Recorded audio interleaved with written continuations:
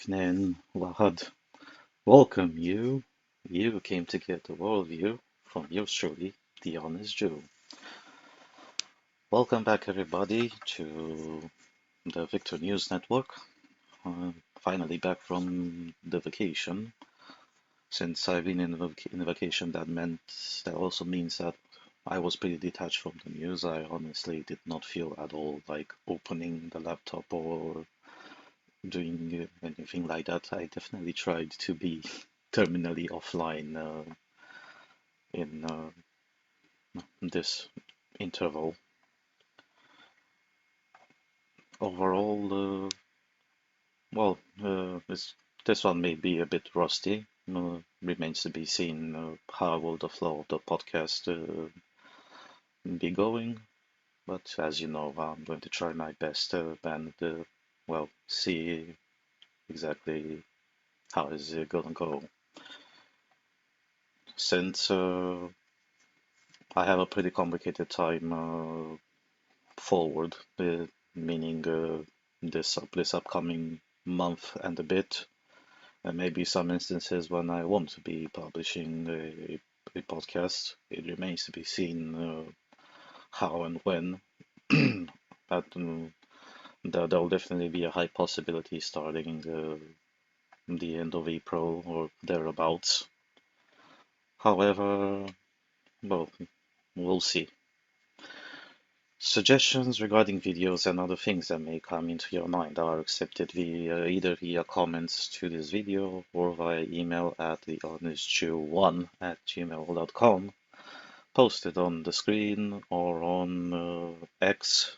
The handle is at thehonestjew1. Might I remind you, please like and subscribe to this video and to the channel as well. Share it with people that you think may find such content interesting.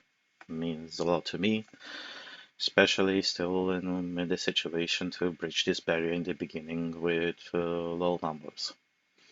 As usual, links and timestamps are in the description. Starting first now with the ongoing Boeing debacle. Apparently, the more people dig under the substrate, the more issues reappear. CBS News: FAA investigating Boeing whistleblower claims about 787 Dreamliner. The Federal Aviation Administration is investigating a Boeing engineer's allegations that assembly defects in the company's 787 Dreamliner raise safety concerns. Sam Salehpour, a quality engineer at Boeing, said he observed shortcuts taken by Boeing during the assembly of the plane, resulting in drilling debris left in interfaces and deformation of composite material, CBS News reported. He also claims to have observed issues with the 777 assembly process, according to a letter sent by Salehpour's lawyers to the FAA in January. The New York Times first reported on the alleged problems with the aircraft. In Salehpour's letter to the FAA, his attorney, Deborah Katz, said he was responsible for monitoring aircraft production at Boeing, as well as investigating defects and their root causes. Katz said her client repeatedly voiced his concerns to Boeing management, but alleged the aviation giant dismissed and ignored them. Boeing strongly denied the allegations and released a detailed defense of the aircraft. We are fully confident in the 787 Dreamliner. These claims about the structural integrity of the 787 are inaccurate and do not represent the comprehensive work Boeing has done to ensure the quality and long-term safety of the aircraft, the company said in a statement to CBS News. Boeing added that the issues raised have been subject to rigorous engineering examination under FAA oversight and that they do not present any safety concerns. Boeing also said that it has introduced joint verification into its production processes after slowing output and halting deliveries for nearly 2 years in response to employees who identified issues on the 787. For the in-service fleet, comprehensive Boeing and FAA analysis determined that there is no near-term safety or flight concern, Boeing said. Based on the analysis and any future inspection, the 787 will maintain its strength, durability, and service life. Salepur's allegations will be heard by a Senate Homeland Security and Governmental Affairs subcommittee later this month. Asked to comment about the claims, the FAA said in a statement that voluntary reporting without fear of reprisal is a critical component of aviation safety. We strongly encourage everyone in the aviation industry to share information. We thoroughly investigate all reports. Boeing is already grappling with fallout from a January 5 emergency on an Alaska Airlines flight in which the panel on the 737 MAX plane blew out mid-flight. Boeing is experiencing production delays, reducing aircraft deliveries for carriers, including United Airlines and Southwest Airlines. Well, this is definitely not exactly more bombastic reporting, but overall, they're still trying to beat already a dead horse. Since mass media in itself is still riding on the wave of what happened with the Boeing 737 MAX, and also the other articles on this topic, which I've commented in the past podcasts. In itself, well, the Boeing 787, since while at the surface level it looks the same just like any other planes, it really did represent back when it was introduced a complete quite a significant change. For example, the fuselage and the wings were no longer made out of aviation grade aluminum. It was made of composite materials, and one of the main benefits, which is why uh, both Boeing and also Airbus, if I remember correctly, but with the Airbus, I think it was on the A340, which also resorted to using composites rather than aluminum, is because you significantly more flight cycles out of it. So there will be compression and decompression cycles. Might I remind you, whenever a plane ascends to its cruising altitude, it still has to keep a nominal pressure within the fuselage itself, so that the pilots and obviously you, the passengers, and any other staff will be capable of breathing at that altitude. The issue with that is that after a certain number of cycles, the fuselage itself begins to weaken, and something called microfractures start appearing. And at a certain point, it becomes increasingly more dangerous to fly the plane because the fuselage in itself, while you can replace the wings, sure, but when it comes to fuselage, it's very difficult to check where those micro cracks in the fuselage appear. But at the same time, they're almost impossible to fix. Meaning that in essence, so once you reach the maximum safety threshold of compression decompression cycles, you're not going to fly the plane commercially, at least, or if you're going to fly it, it's going to be in a lot of urgent circumstances, because there's an inherent risk that if the fuselage collapses due to a difference in pressure from the same micro cracks. Well, let me just tell you that it's not exactly fun for the entire roof of the plane or the entire plane itself to disintegrate in air, preferably with you not being in it. And as a result of that, that's why composite fuselages really did represent a significant jump, because that means that you can fly those planes for many more sort of compression decompression cycles, but also for a much longer time span than you would with traditional planes. However, just like with any new technology or manufacturing process, issues started appearing, but sticking here to the fuselage in itself. One of them was that, and this is still an ongoing issue now, is that apparently the paint that both Boeing and other airplane manufacturers put on their planes, it apparently doesn't stick that well to the fuselage itself, and but that also applies to the wings, but let's just say to the entire airplane. And that represents a problem because the paint in itself is playing quite a critical factor. Sure, it may look pretty, but the paint itself also protects the fuselage and the plane itself from any other from many other things that it may encounter in the atmosphere. Even simple things such as say, for example, uh, particulates in the soil, or particulates in the air, especially up until the moment when the plane does breach the cloud cover and reaches cruising altitude. So the paint itself also serves as a sort of safety shield, but it also serves another purpose, which is thermal regulation of the fuselage itself. One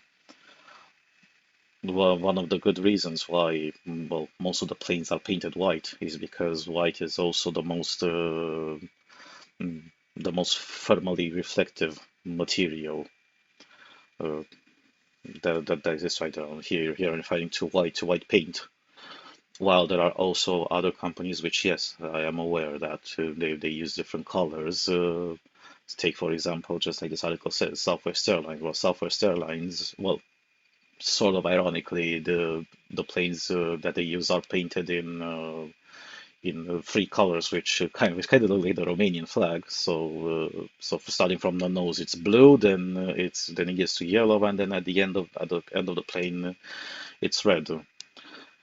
That is still all right. Um, the the effects the effects of the, well, darker tones of paint will have on the fuselage itself are still negligible in the long term, specifically because it's not like a tiny difference in temperature will hurt a lot, especially the current planes. It has been an issue, however, in the past, but sadly that plane is no longer operating in any way, shape, or form. The Concorde is a plane which has evidenced why the paint is so important, and especially why the color of the paint is so important.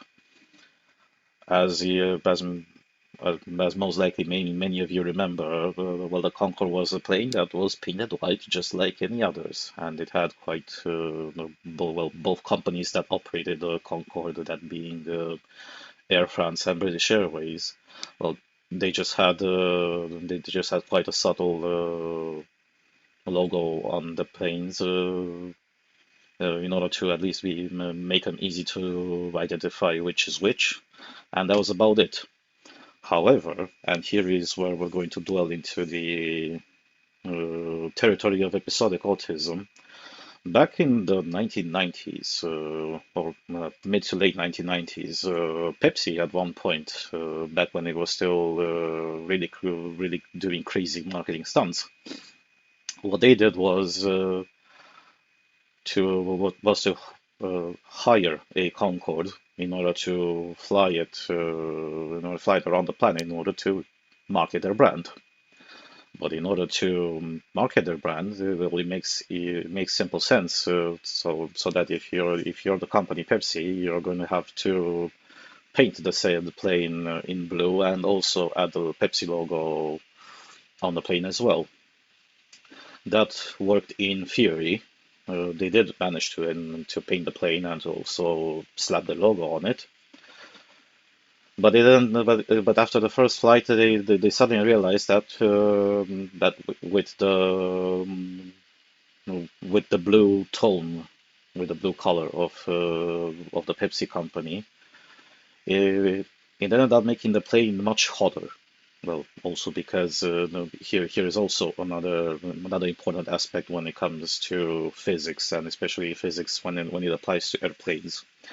Air friction, even if the air at cruising altitude is much thinner than normal air is at the ground level, or anywhere between 0 to 1100 meters.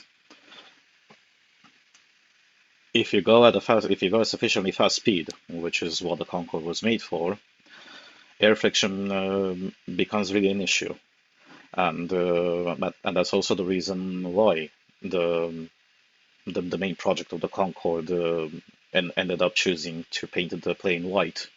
It's because in certain areas, such as for example the nose and exactly the front side of the wings, the places which generally experience the most air friction, the if you were to paint it in a different color, those areas would ironically get too hot, and if they get too hot, let's just say that is not exactly quite a pretty thing. If they get too hot, you could end up having quite a lot of issues. So they would, in the best case scenario, you would see paint chipping from it. Well, simply because the paint heats up and dries up and simply cracks, or you could end up into more serious issues, particularly if you have behind those hot areas places things like things that I just think hydraulic lines. Well, hydraulic oil is well, it's not exactly inflammable, but if you lose hydraulics on something like a plane, that's pretty terrible, so to say. So Pepsi did end up flying that marketing Concorde, but at a significantly lower speed, specifically because during the first flight of that marketing plane, it ended up the temperature sensors ended up throwing alarms because surfaces were just getting too hot, and the only difference was the paint on the plane itself. And going back to the Boeings, on the same topic with with this whistleblower and the 787. The 787 also had much more serious issues when it was introduced well, many years ago, and while well, from a pilot's point of view, it really represented a paradigm shift when it came to flying a Boeing plane altogether.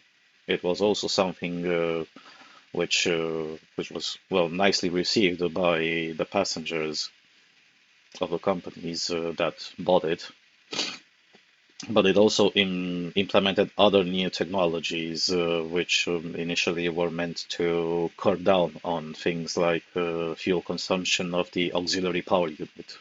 Kind reminder, the auxiliary power unit is the so-called third jet engine at the rear of almost any jet powered plane, which generally is turned on in order to keep all the auxiliary systems functional inside the plane without requiring to turn on the engines.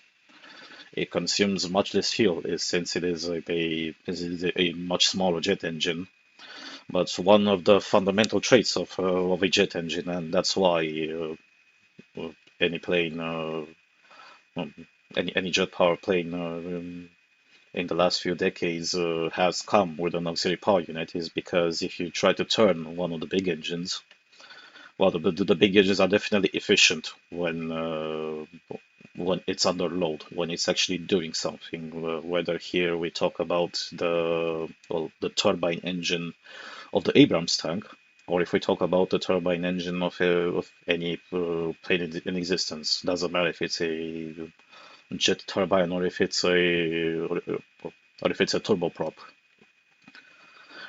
The issue is that while it's not doing anything, it's consuming fuel at an astonishing rate, which makes it very inefficient. And when it came to the 787, Boeing had, well, quite a decent idea, if you could, at a theoretical level, to also implement the lithium-ion battery banks at the rear of the plane, somewhere, if I remember right, under the auxiliary power unit. So at least, so at least they would put a much smaller APU at the back, but that APU would also feed into the batteries, and also those batteries also had a significantly slower discharge rate, which could also be fed by the main engines themselves. So you could keep the electrical systems functioning on the ground without resorting to turning on the APU for a bit. You would the APU would simply be turned on in the moment when you will start doing your pre-flight checks, see if the elevators, ailerons, and everything else that requires hydraulics, if everything is functional, and also and also to turn on the big engines themselves. So just like with any new technology, it didn't take too long for issues to appear. Sadly, the issues that appeared were quite serious. It didn't take too long for those battery banks to catch on fire. And that took quite a few months, and every 787 Dreamliner uh, was grounded for that issue to be resolved. But still, the damage was done. On the same topic with fuck-ups of Boeing, just a few days ago, if I remember, here's another example of a project which had all the good intentions, but ended up being well, not exactly an engineering catastrophe, but also plagued with issues. I think it was several days ago, a United Airlines flight, which landed somewhere in eastern United States. But something happened with the landing software, with the landing autopilot. It ended up the main part of landing on the airstrip was normal, but what issue appeared and currently still under investigation is that the plane slammed the nose with a guiding gear. It slammed the nose twice on the airstrip, which inevitably led to the fuselage itself cracking in the forward quarter of the plane itself. That's still something that hasn't been explained yet, at least from the side of the pilots. They said they realized in that moment when just a normal landing should have been, well, normal. At least the first officer realized what the issue was, and tried to go manual on landing the plane. Well, it ended up landing it properly, but that first slam wasn't exactly too pretty, and essentially with that fuselage borked. Now the plane in that moment is basically unusable. Still, it's also worth to say that planes are really complicated things, especially commercial planes. But just like any other plane, there are so many components which have to function properly. I'm pretty sure I said this one before, but it still it still remains one of the safest modes to travel. But at the same time, the situation is as it is. Planes, just as I said earlier, they're very complicated things, and there is no plane on the planet which functions which was at mechanically 100% sound, simply because it's a complicated machine. The the reason why maintenance cycles are the way they are is simply because simply to avoid some issues to appear, and if they appear, then, and they end up getting fixed as fast as possible, because any plane that doesn't fly is a plane that's losing money. Well, discount carriers like Spirit Airlines, Ryanair, and Wizz Air know this aspect particularly well, since they run on thin profit margins, and uh,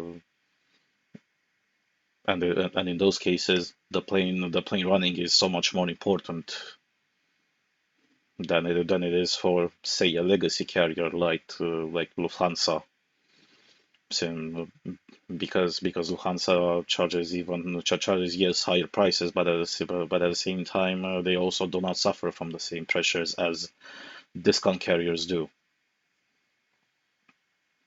So as a result, well, in the industry in itself, especially in the larger sized commercial airline sector, with a duopoly, you simply do the best that you can.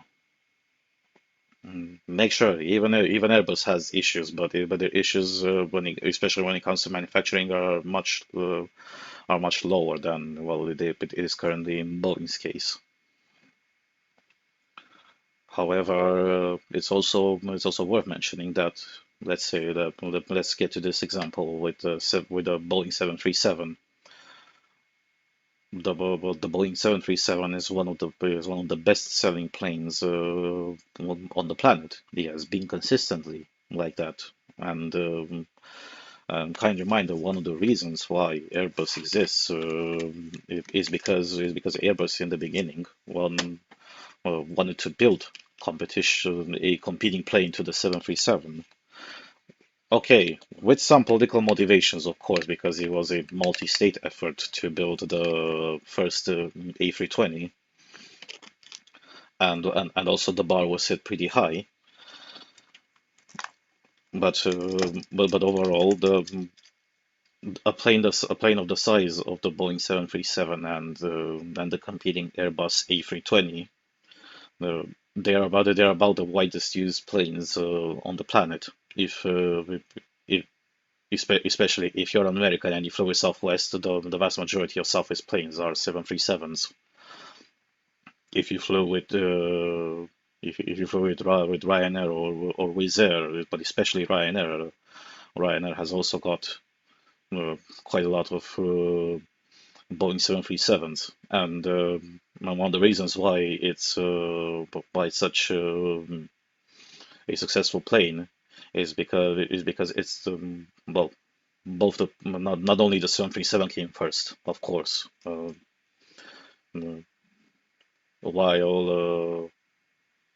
while jet power planes, they were born in the Mustache Man's Germany as military planes, but then commercial airliners were born properly right here in the city, in the town that I live in the UK.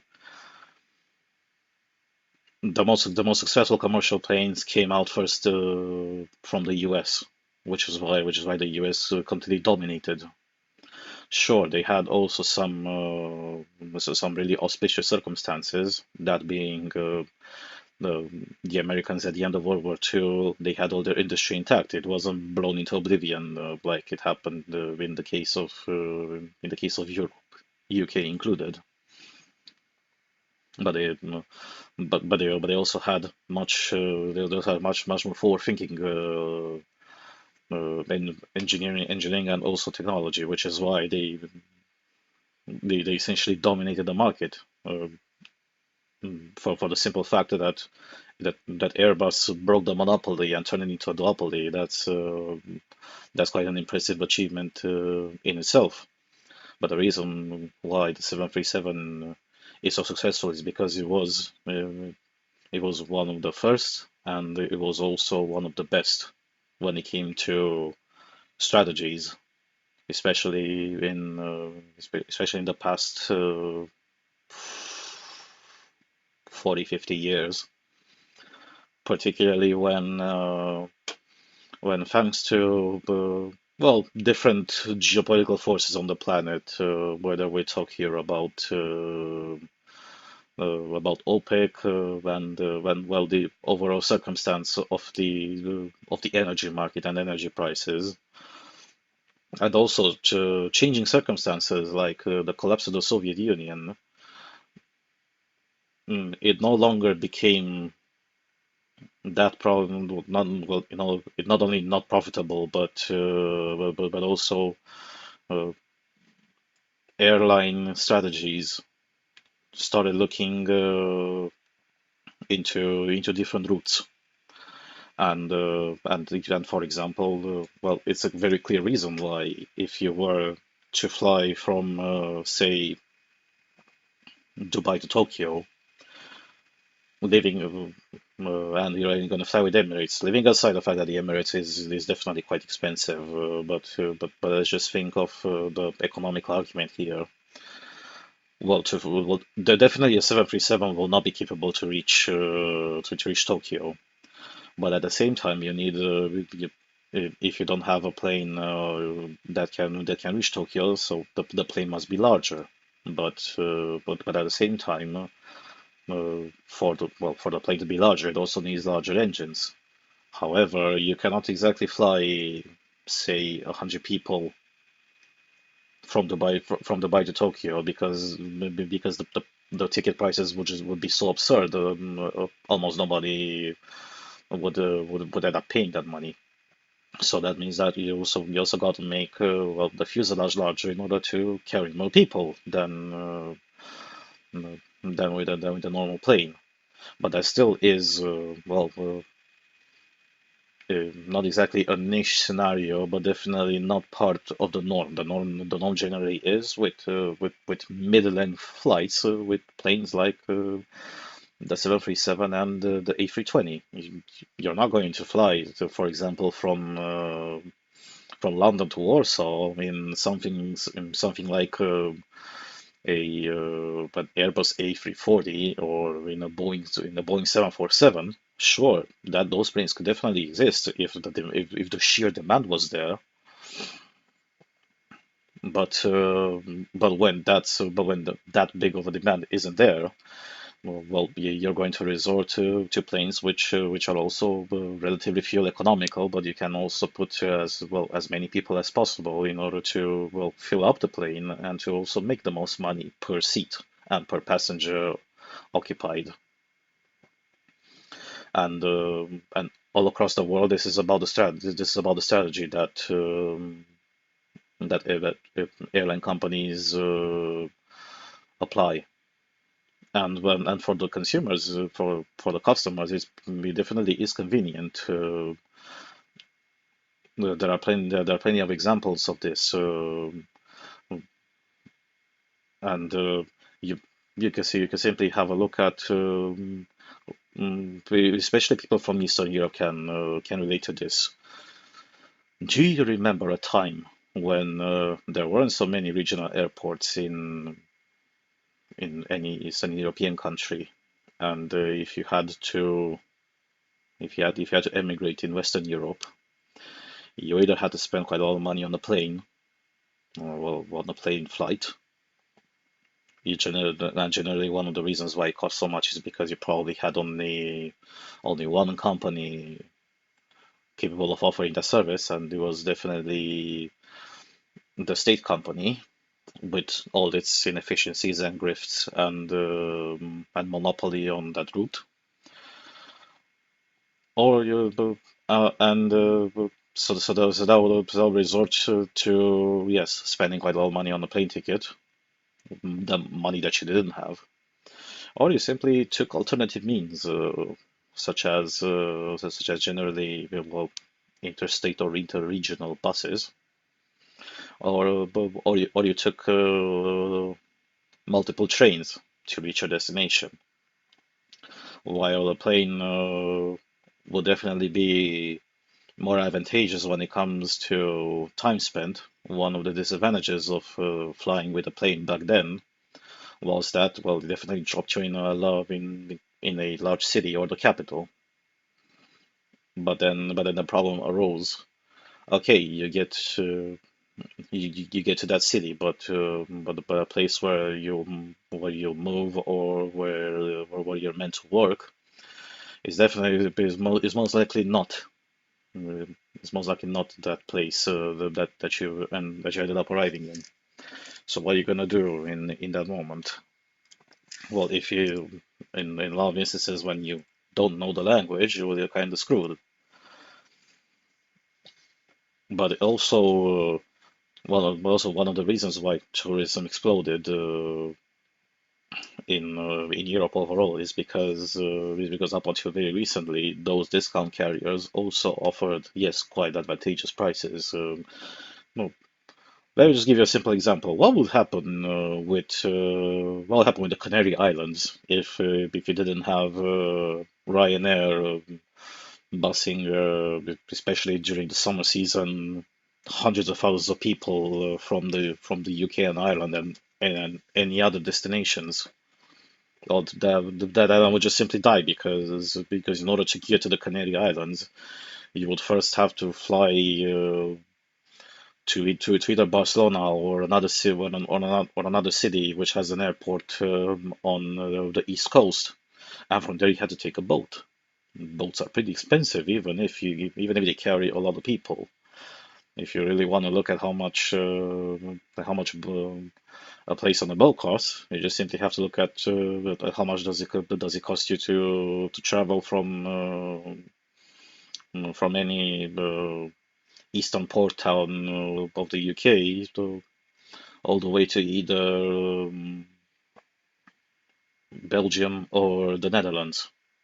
It is pretty expensive. Plus not to mention, it's not just expensive when it comes to money, but it's also expensive when it comes to time. And as the adage goes, time equals money.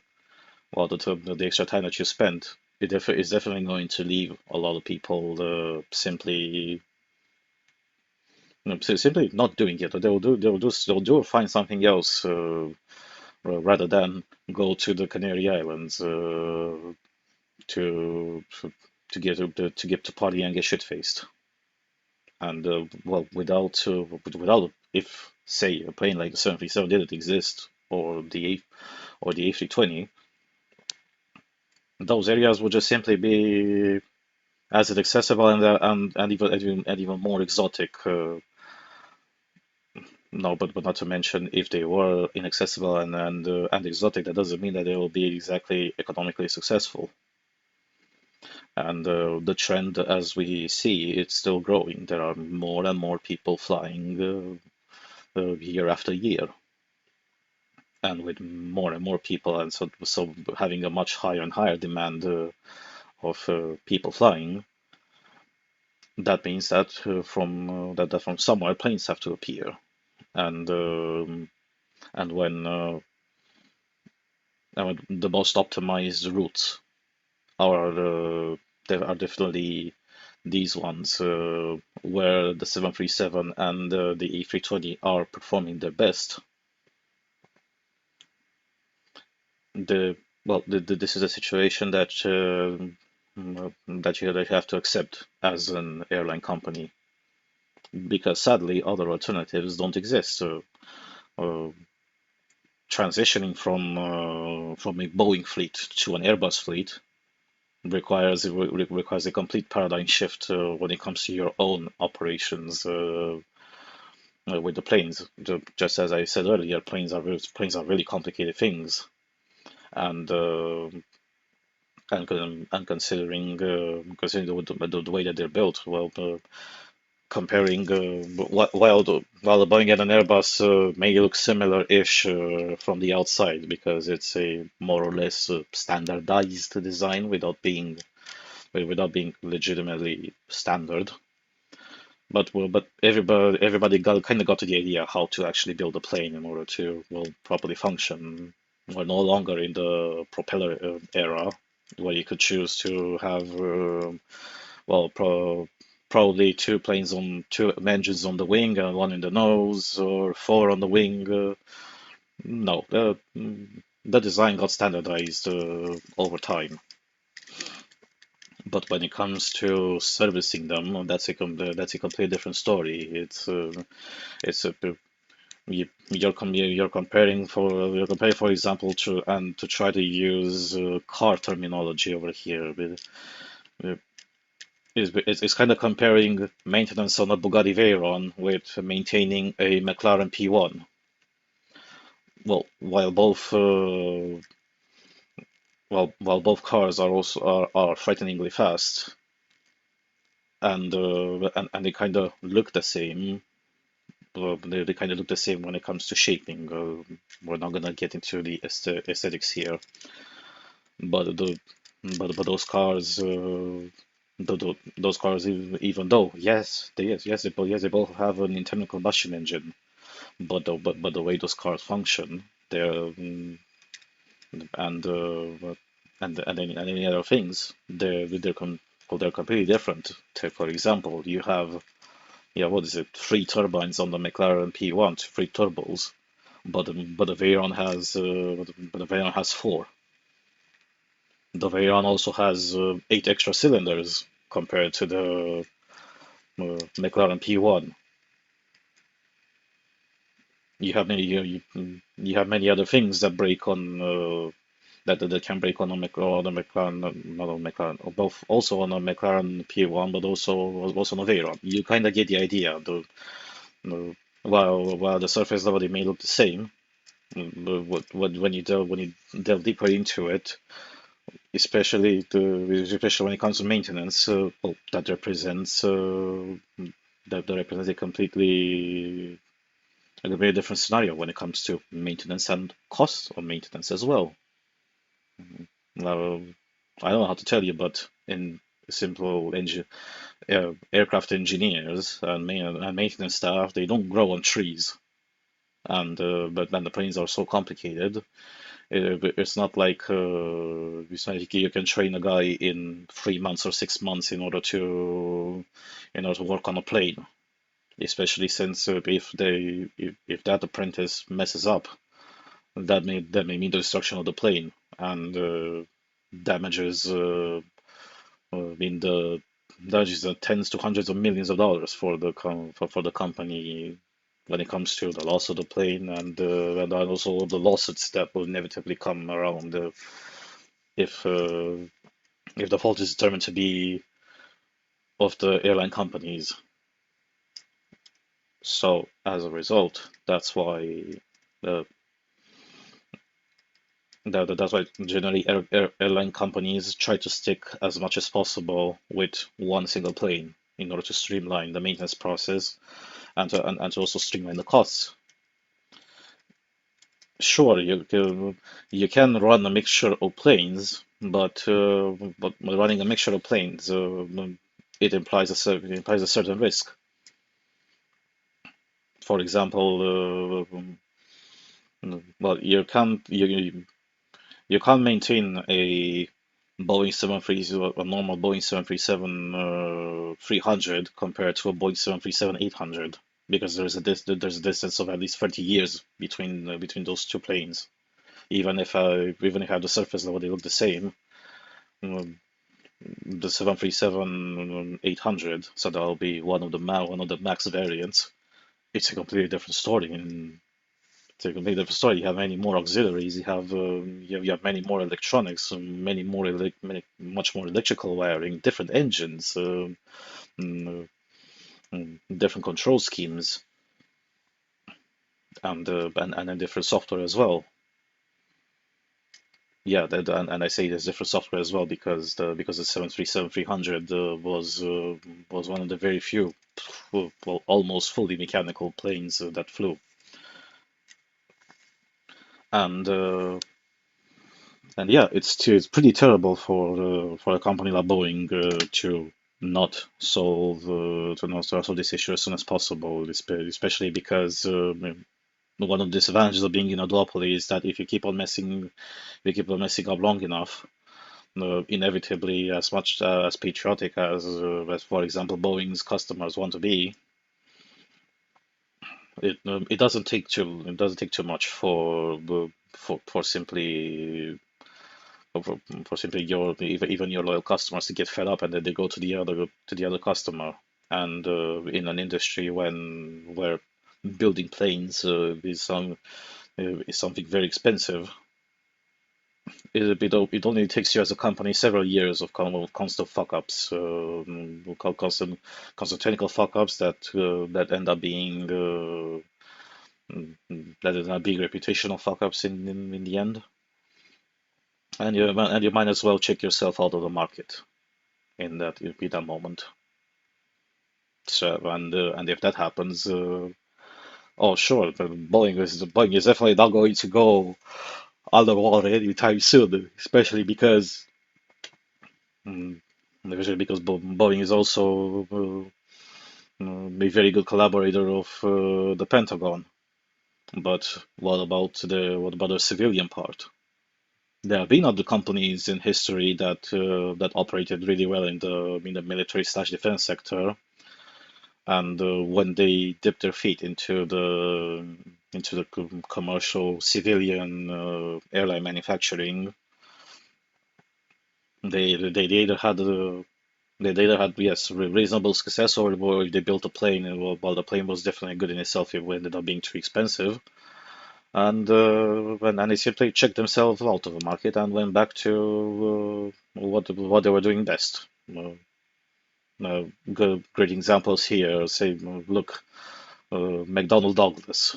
McDonnell Douglas, they definitely had technologically inferior planes, especially in the trijet era. So that'll be up until probably late 80s, early 90s, when the FAA would not allow planes which had two engines to cross the Atlantic, or to cross, well, no, not exactly cross into the Pacific, because the Pacific was definitely not feasible to fly the two engine planes. But what was I saying? Yes, regarding the trijet era. Well, McDonnell Douglas had what I think was the DC-10, yeah, DC-10 or DC-11, something like that. Which yes, it was technologically inferior. It also had its own bunch of issues, especially regarding maintenance. But so many issues mounted over the years, the American carriers just stopped buying it. Well, and a lot of international carriers just simply stopped buying it. And once those planes that were already sold and in use got older and older, they simply got phased out. And McDonnell Douglas at one point just decided, well, we're not going to make any more planes. We're definitely not capable. No, we're definitely, for one reason or another, we're definitely not capable of building one which is safe enough in order to have any issues. Well, issues that stem from their end. So that's about it. We don't have a better idea, so might as well leave others to do it. You also have an example from the opposite end of the spectrum. Yeah, many people don't know. Lockheed Martin in the trijet era built a plane called the L-1011, so 1011. And while it was also a trijet, it was a trijet that was built differently compared to the counterpart, which was the McDonnell Douglas DC-10. It also had a third engine at the rear, but that third engine wasn't put above the fuselage just like the DC-10 was. It had a much more clever design with something called an S-duct. It had an air intake, yes, above the fuselage, but the engine was put at the rear. While technologically, it was definitely net superior to absolutely anything that was on the market, especially from Boeing and McDonnell Douglas's side. It ended up being, yes, well, complicated to maintain because you simply cannot you couldn't simply take out the engine, especially the rear engine, as easily as you could on the McDonnell Douglas. That one you could detach it from from the top, and yes, with a gigantic crane. But it required a much more comprehensive maintenance than than with competing planes, and also many other things which came to it. Well, Lockheed Martin built an amazing plane. The end issue is that it didn't sell well because it was pretty expensive, just like it is with just like it is with any other plane. One of the reasons why the Airbus A320 was so successful, not only it had quite an amazing marketing campaign, but it was also due to the context. The context was that it became more and more feasible to fly uh, to fly even on longer distances with the two engine plane. But it was also because yes, a lot of money was poured by multiple governments into that project, which is something that if you're a private company, even if you are a defense company, and well, when it comes to Lockheed Martin, they definitely do have the money. Well, but in the end, it's not exactly feasible to subsidize building commercial airlines with the money that you make from your defense contracts. While it would be technically possible, that was definitely not the vision Lockheed Martin had back then. So while their first effort was definitely, from an engineering point of view, amazing and net superior to absolutely anything that was on the market, it simply came too late. Mm, the Trijets were already on their way out in that time, and making it not exactly the most feasible purchase for the airline companies. Well, that was pretty much the decline of it. I'm not going to say that this is a possibility for Boeing as well, for the simple fact that that you don't have realistically any other competition to Airbus outside of Boeing. I know that there's a Chinese company called Comac that built essentially, well, a copy of the Airbus A320. But let's be honest here. When it comes to the airline sector, yes, I know that there are some Comacs, what are they called, C919, I think, that are flying that are flying both within China and outside of China. I'm pretty sure that the rest of the world will not be so up to jump into buying those in the really bleak scenario that Boeing doesn't fix whatever issues they have now, especially at an organization level. So they will end up so they'll end up just either severely shrinking their manufacturing operations, or at one point just kicking out the bucket entirely for their civilian airplane sector. And they'll also not be beneficial for Airbus either. Airbus will end up being the dominant force. You don't exactly have any other potential competition on the horizon, with the exception of Comac. So here we'll be talking about either Embraer from Brazil or Bombardier from Canada. But Bombardier is also mostly owned by Airbus in itself. So you can already check that one out. You're not going to have a Canadian company which is mostly owned by Airbus to compete against the parent company in itself. While while both Embraer and Bombardier make amazing planes in their own right, when it comes to servicing even smaller routes than even small size standard commercial airplanes do, they're a completely different sector. They're a completely different segment of the market. And even if Embraer recently unveiled their new E2 plane, that's a that's still not one that even though range-wise it could compete with something like the A320, capacity-wise it cannot. It's still below half the carrying capacity that even a small plane like A319 would do, or and especially an A320 would do. And when you suddenly resort to ending up as the monopoly, inevitably, we've seen this movie before. The company starts to fossilize from the inside because there is no longer a need to innovate,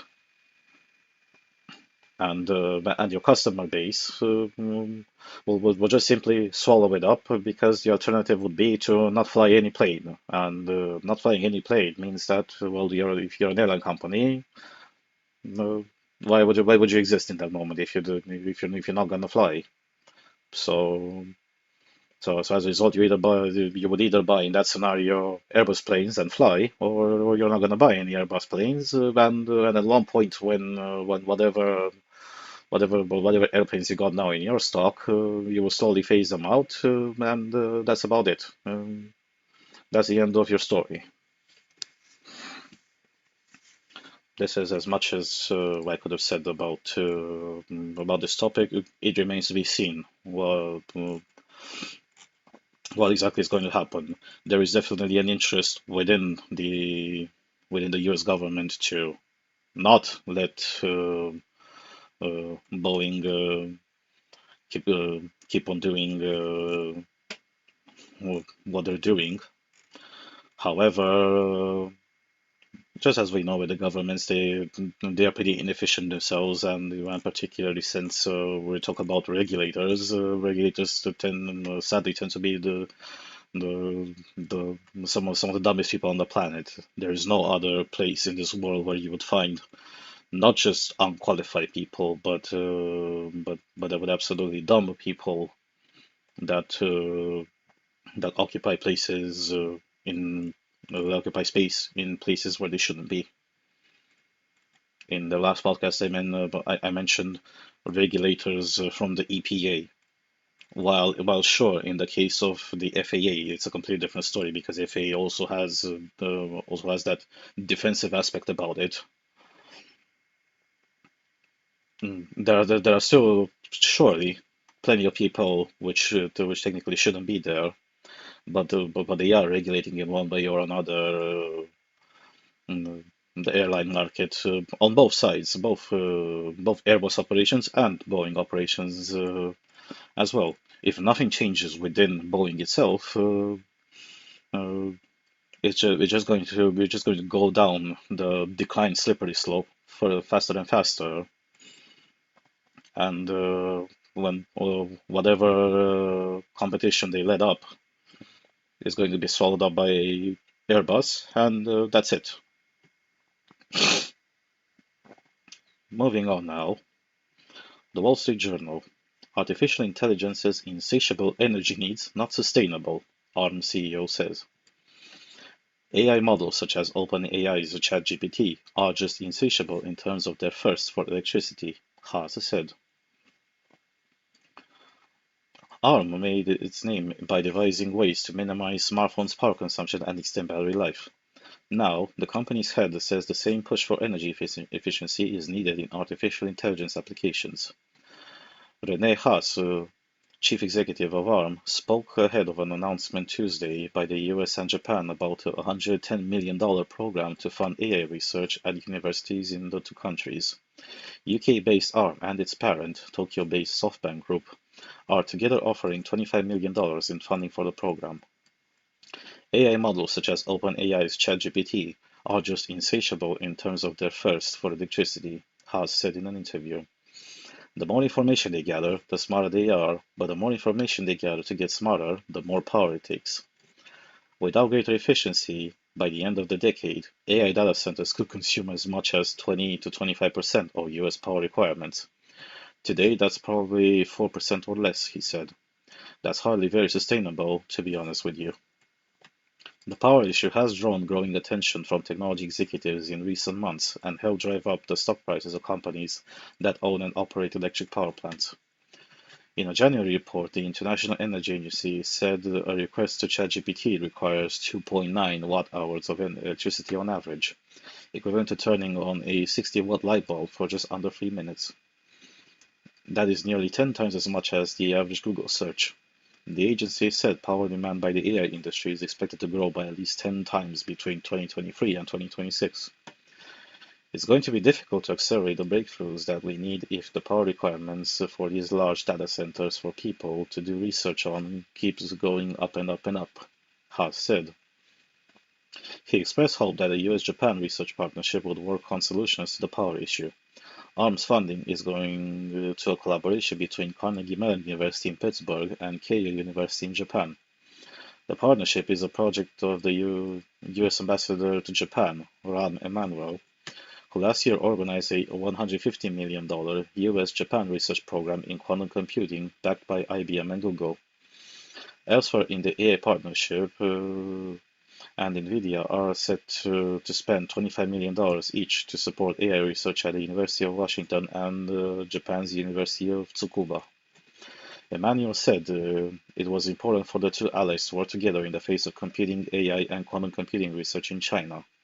He said the US and Japan will harness the efforts of industry and academia together, contrasting that with the Chinese leader Xi Jinping's moves in recent years to rein in the country's tech giants. One of the downsides of what Xi has done is to squash entrepreneurship, Emmanuel said.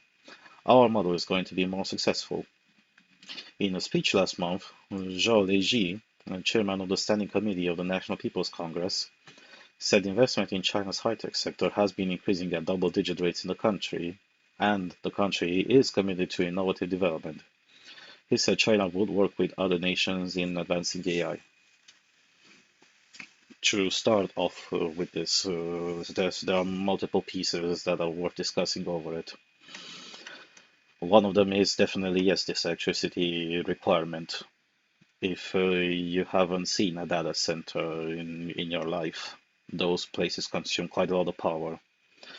But if you're mathematically inclined and you know your way around computers and even building basic computers like PCs, particularly the older bunch of you who at one point had to build their own PC in one way or another. So that's before we go into discussion about how enterprise is doing well, the computer building part or the computer assembly part. Did you absolutely not find it any at all weird that while, let's just say, even a few years ago, for a PC, if you had something like a 450 or 550 watt power supply unit, that would have been generally sufficient to have, well, quite a robust PC, power-wise and capacity-wise. But now, but now, and especially in the past few years, with with advances in transistor density and with process nodes shrinking more and more, one of the main disadvantages is that also the power demands kept on growing significantly, and this happened both on the CPU front and also on the GPU front as well. But the GPU front is definitely much more guilty of this compared to the CPUs. Even the CPUs themselves, with having much more cores and also with AMD having implementing the chiplet design. And yes, the chiplet design definitely ends up consuming slightly more power than a simple monolithic design, like how Intel used to build their processors. Well, when it comes to GPUs, well, initially thanks to the crypto mining boom, but now and particularly with the AI and machine learning boom, the chips have not only grown larger and denser, but they've also grown to be significantly power hungry. Why do you think, for example, you have currently graphics cards, like say the RTX 490, which consumes somewhere around 300 to 400 watts of power. By comparison, the last say top of the line consumer say graphics card, which also had quite robust performance in itself, sticking here to consumer, was yeah, the Nvidia GTX 1080, and then later on the 1080 Ti. Well, one of the biggest changes from the 1080. So here sticking with simply graphics, was that in the moment when Nvidia jumped on the ray tracing bandwagon. And yes, they kind of pioneered at least the either single capacities to do ray tracing. I understand at the theoretical level that transferring from rasterization, so that will be polygons over polygons, and the different techniques of processing those polygons at the level of the graphics processing unit was one thing, but on the ray tracing front, that definitely consumes quite a lot more resources. But while on the consumer side, ray tracing still hasn't had much success. It honestly still remained a gimmick since you currently still have yes. So and here I'm going to go in on this terminally online tangent, because this is definitely something that interests most likely not just my audience but also other people who play games. There are still quite a lot of games which are built today without resorting to ray tracing in order to make their games look pretty. And for quite a few years before ray tracing was a thing to be put into practice, there were still capabilities of building absolutely beautiful games without actually going to make them photorealistic. That's something that ray tracing would have solved at the end, is to kind of breach this barrier to make the games photorealistic, and also any other visual applications. But on the other side, now we go into the enterprise. Well, when it comes to enterprise and when it comes to their demands, here is also worth talking about why do the GPUs especially excel into this? Well, the GPUs, while they're still processing units at the end of the day, they're capable through their architecture to be much more competent and much denser and much faster in doing calculations uh, than a normal CPU can. That's the main reason why GPUs were always not only preferred but absolutely blew out of the water during the crypto mining boom. The CPUs, simply because you cannot beat having a processing unit which is dedicated to do only that, compared to a CPU which has to juggle many different things within a computer, which includes the GPU in itself. So when you have something that relies on a lot of calculations and a lot of data processing, and with the demand being higher, but with the demand of processing power being higher and higher, on one side, progresses on the architecture front have been done, but on the other side, on the other side, the demand is also not just much higher. But if you understand at the fundamental level how AI functions, you definitely put this really basic question as to why. just as how crypto turned out to be a grift in the end, here I'm going to refer to something which I haven't put into the podcast, but it happened in the last week or so. Uh, the former boss of FTX, Sam Bankman-Fried, was finally sentenced to 25 years in prison for the shit that he did with that crypto trading platform. But let's be honest here as well. Let's delve even deeper into the fundamentals because I'm pretty sure this is one of the main reasons why you watch this video and why you listen to it and why I watch this channel. What exactly is crypto in the end? Well, crypto in the end are just bits on a blockchain which are calculated, and somebody had a genius idea of actually hyping them to have a certain value, and sufficient amount of people believed into this and swallowed this because it is fundamentally a grift in itself. How exactly are you going to explain to me what inherent value do certain bits on a processor have, aside from the fact that that processor's electricity consumption to manage to get those bits which apparently have some sort of value?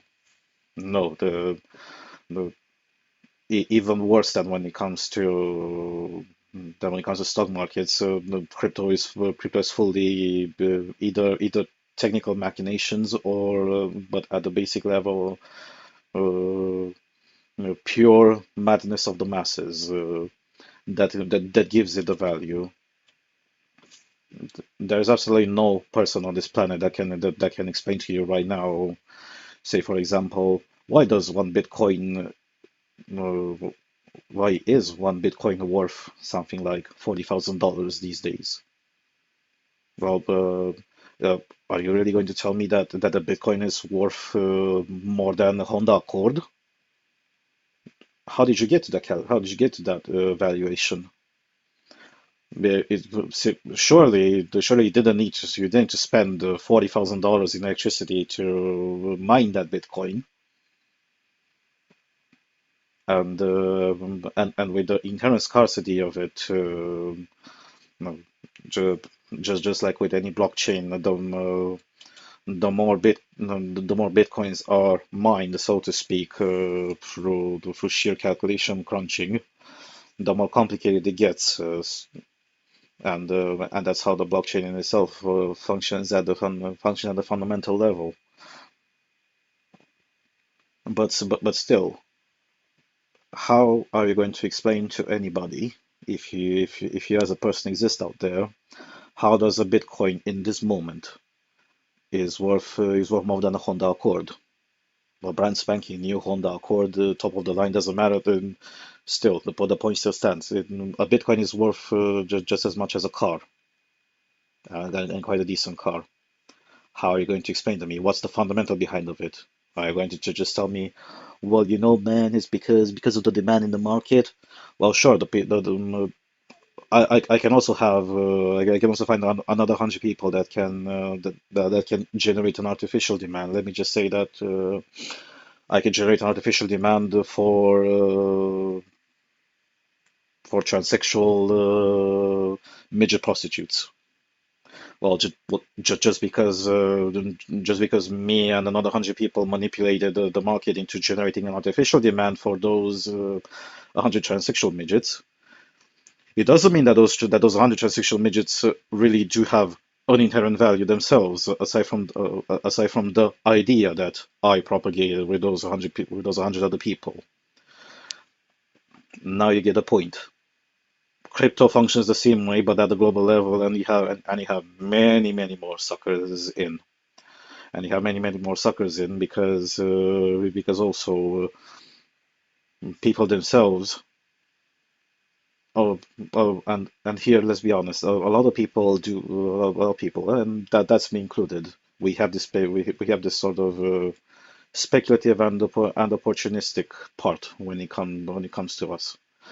And well, And in your circumstance, if you want to speculate, and if by any chance you found a way to speculate instances in the crypto market, especially with the volatility it has to make money, props to you. But the main issue is not people who are speculative, because when it comes to speculative, though, it's always going to be 50-50 who one person wins when another person loses.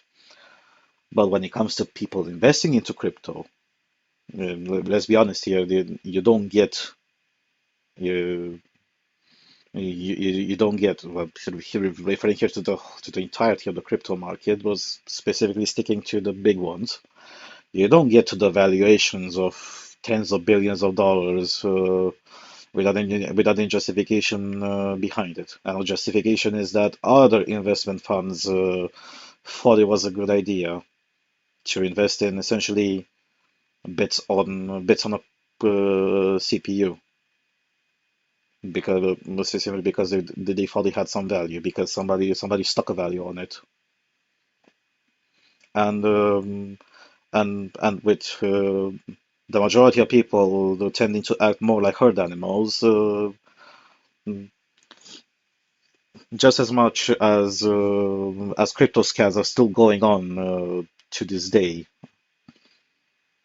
The same thing applies to the same thing applies to the rest of the market. But while there are definitely the cryptocurrencies that are traded today, they're not outright scams like other cryptos that were invented and pumping. They were hyped up and pumped to have a much higher artificial value, while nobody telling you behind the scenes that whoever shilled for that the cryptocurrency, they tend to hold a majority stake of the entire coin base that has been put into existence. And in the moment when they will in the moment when they'll gather enough suckers, they will sell off their position, uh, cash out with real money, and you're stuck with having essentially worthless bits. But say that maybe some of you who will be thinking, well, but don't you see there are advantages? There are advantages because well, if you say that, well, cryptocurrencies are just as worthless as modern fiat currencies. And no, that's not true. Fiat currencies, even if by themselves, as they are printed, they are worthless. They're just pieces of paper with a value slapped on it. You still have something behind them that gives them value. When, for example, you use a US dollar, well, that US dollar has value because that US dollar has been put into usage by something called the United States. The United States as an economy, and with the United States economy, it's one of the good reasons why the US dollar is one of the world reserve currency, bar none. No, not even the euro compares here. It's simply because you know that you are guaranteed that that paper that you hold in your hand has a value. Not to mention that it kind of still has an inherent value because the vast majority of oil transactions are done in US dollars. So oil being the most important resource that we have right now on the planet, being traded in that single currency. Well, the vast majority of transactions being done in that single currency, that still gives it a value in itself. And when it comes to other currencies, here I'm not going to refer to the euro because the euro is the euro definitely has much shoddier fundamentals. Well, I can simply refer to the British pound over here. While the British pound may not have the same might not have the same horsepower and trust as the US dollar does, you can also trust in other things. For example, the UK is not going to get invaded anytime soon, and and also the UK has been a country that has existed for more than a millennium. And for a millennium, it's a country that it's a country that still makes the same British pounds. It's a country which is economically also safe. It's a country that which, at least in the last few hundreds of years, it hasn't defaulted on its debts. It's a country that at one point controlled the core of the planet. Those are the things that give the British pound both a safety and a value. Even if, yes, they're not exactly quantifiable. It's not exactly as quantifiable as what gold-backed currency used to be in the past.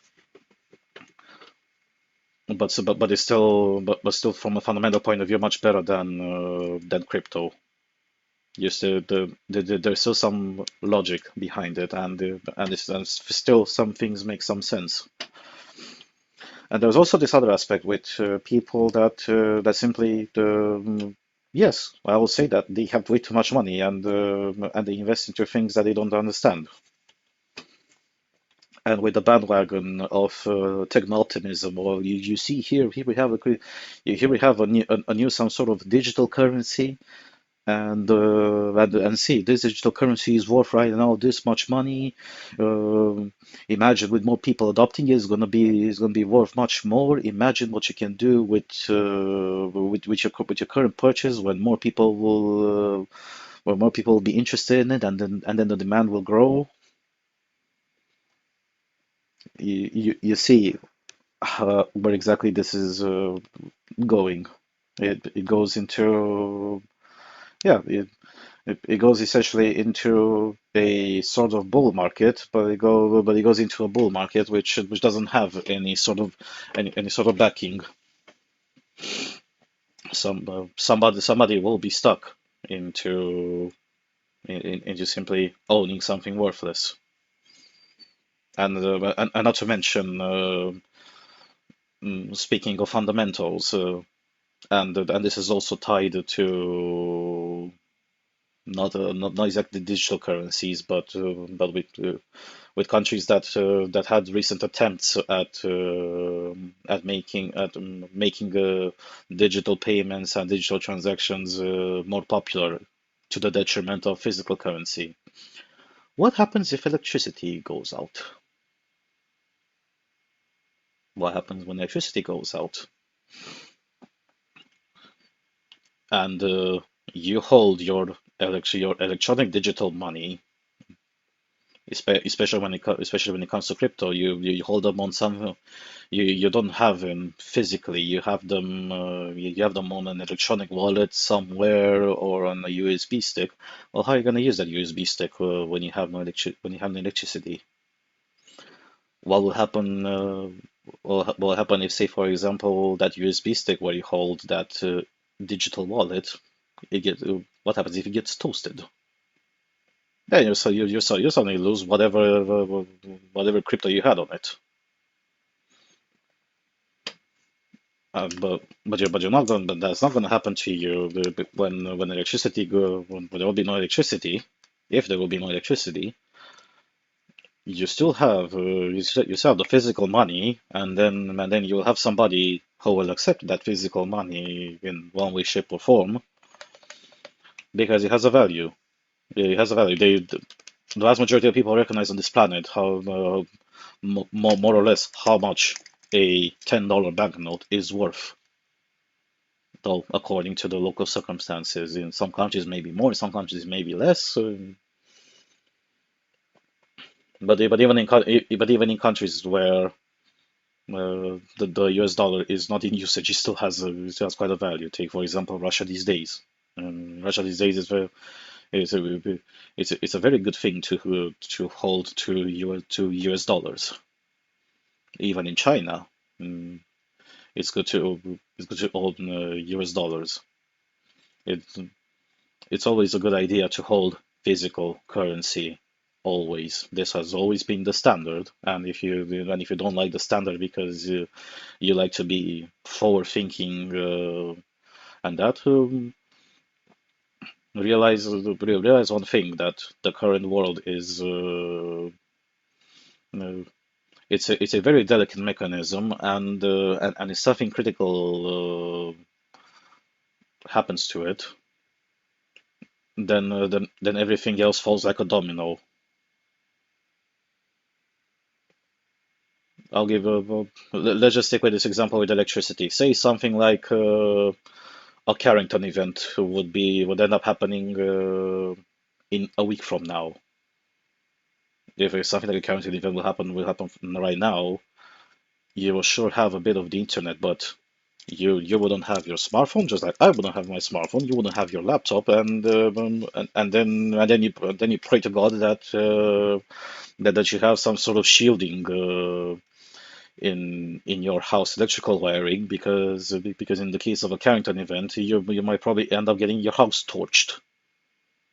If in that scenario you simply don't cut off the electricity in one way, shape, or form before it gets to your house. So, but even if, say, those electronic devices are detached from these electrical outlets, they will still be toasted. They'll still be toasted because they are unshielded they're unshielded against uh, solar radiation, like the one that would hit the planet in a Carrington event. Let's not even talk about other things. Such as how many data centers are unshielded against such an event, and how much other infrastructure is unshielded against this event. And yeah, even if you have even if, for example, the electric grid in itself, yes, even that one is unshielded against the Carrington event. And by the time issues will be solved to put back the power supply, the society can collapse several times over. And the larger the country is, and the more dependent the country is on electricity and electronics things, the worse it will be. I wouldn't personally want to be in an urban center, or in a city which is bigger than 20,000 people in an event like that, because simply chaos would ensue. The- I've said this before in another episode. We are simply not aware of how dependent we ended up being on technology, and technology depends on electricity in itself. So going back to this aspect when it comes to electricity, when we look at how much bullshit has been going on with the entire green energy debate and other bullshit like that, uh, simple propaganda schemes of foreign governments, especially China and Russia, but also ideologically charged morons like the bureaucrats from the European Union. How exactly do you think that you would be supplementing the power supply to the level where you would be capable of feeding the power into such energy hungry infrastructure? If that would be true, say, well, what did this guy say over here? Mm, the International Energy Agency, the power demand by the AI industry is expected to grow by at least 10 times between 2023 and 2026. If you really want, well, first of all, something like this requires reliable power. So you already get your mind off things like solar panels and windmills. You need something that generates cheap and plentiful power. And so in order to generate cheap and plentiful power, well, we're reverting back to the traditional means of generating electricity. Here I'm talking about nuclear, hydro, and fossil fuels. With the with the push in the past few years to absolutely punish into oblivion uh, companies and countries that rely on fossil fuels for having, yes, the stable electricity generation. I don't personally see how this is going to be possible. Mm, Here it says, yeah, here it gives us a 3-year time span, so between 2023 and 2026. So we're already in 2024.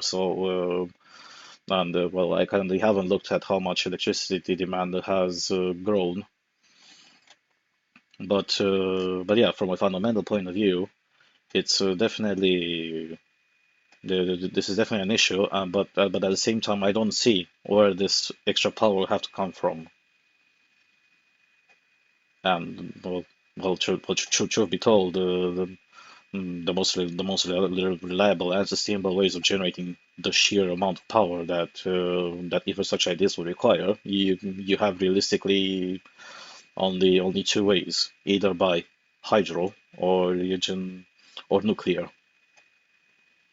But with nuclear, the issue is that considering the ginormous amount of regulation and hyper-regulation you have in the industry, some of it for obvious reasons,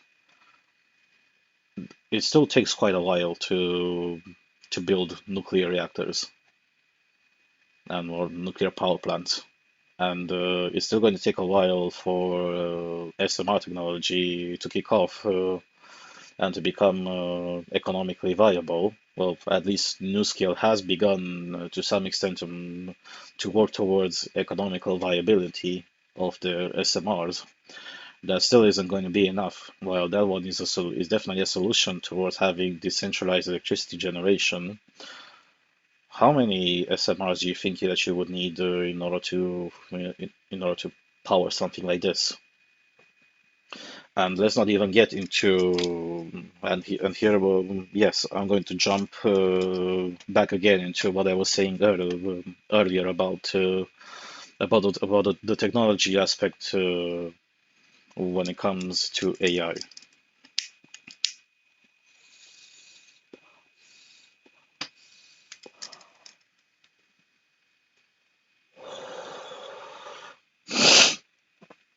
Okay, AI in itself really needs a boatload of computational power, but with having more computational power, more energy demands appear at the chip level. And let's be honest, this isn't something that has begun with machine learning and AI, which is also fundamentally a grift, a technological grift. AI in one way, shape, or form have existed for decades. Now, nowhere to this level, but from a fundamental point of view, they have existed for decades. Here, I'll give the example of ELIZA. ELIZA back in the what was it in 1978 when it was first programmed, it managed to do exactly the same thing as ChatGPT does, or pick whatever AI variant you wish. Well, yes, it is still gimmicky. I don't think I don't think looking at it that it's going to be economically viable to rely on things like these, considering the myriad of examples of how flawed it is and how it absolutely and yes, it has no way of discerning the what is factual and what isn't.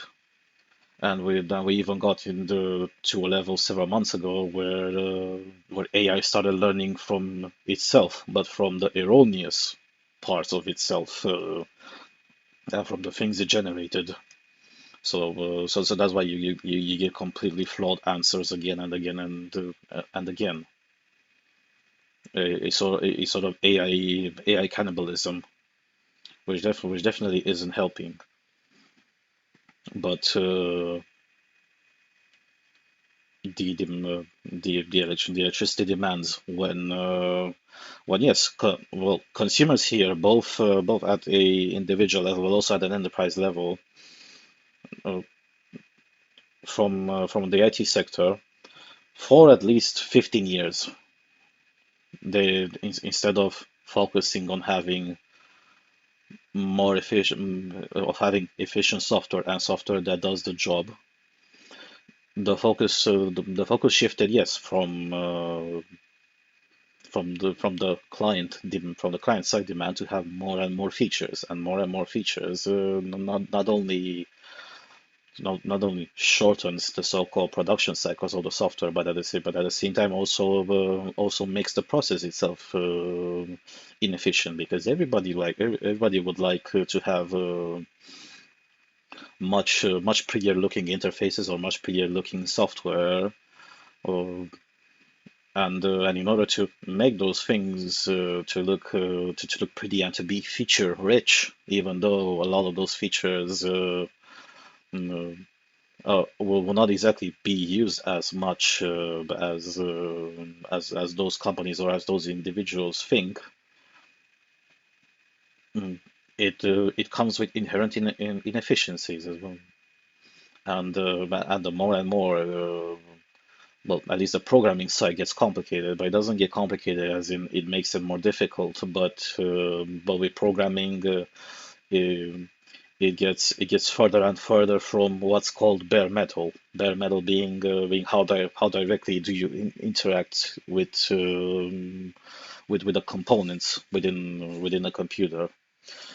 Take for example, assembly is the closest thing that you can that you can get to the bare metal when it comes to programming. But how many people realistically still know how to program how to program in assembly on bare metal? The, the closer you are, the more efficient you are in managing the resources. But the compromise is that it's much more time consuming. There's also, yes, the skill premium, since not many people are not many people are left that are capable to program in assembly. Assembly requires to some extent a much deeper knowledge than it is, for example, to program with JavaScript. But see, this is the best example of the chasm that is built further, that has appeared over the course of the years.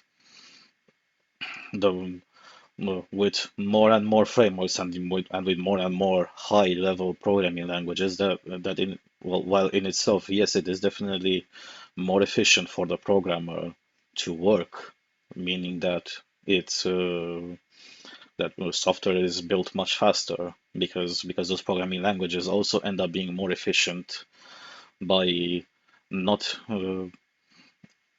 by making things easier when it comes to managing the resources. At the same time, though, there are inherent inefficiencies to programming so loosely.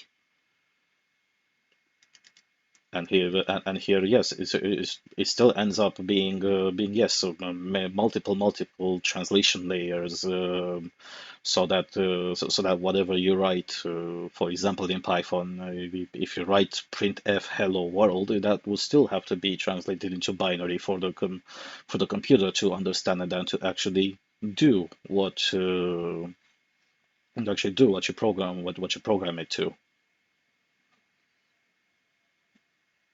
And so as a result, with the ever increasing demand, and already with these fossilized demands of having more and more features, and to make it more and more pretty, and to make software faster and faster, also have these ridiculous things like constant updates, or shit like always online, or having subscription-based services. This is the business aspect of it, from the IT industry, which caused a lot of damage. And while I understand that at the end of the day, the purpose of a business is to make money for themselves and its shareholders, the mm, there are certain, no, I shouldn't say limitations, but at least some sort of care towards the stakeholders, meaning your clientele, to not absolutely rip them off, and not only rip them off, but if you rip them off, at least give them a product which makes it worth for them to rip them off. Things like Adobe these days selling you a yearly subscription to use Photoshop, and that subscription costs you 200 something dollars. Let's be honest here. If Adobe would have had this idea about 25 years ago, or about 20 years ago, nobody would have absolutely learned how to use their software. You would have been pretty much a sort of closed market, or a market with an incredibly high barrier of entry, and you wouldn't have the design industry you have right now, and definitely wouldn't have had the photo generating AI you have right now if you didn't have those prerequisites, and then not to mention the ownership aspect of it. But we're delving already too a bit too much from the topic in itself. To remain with to remain with AI,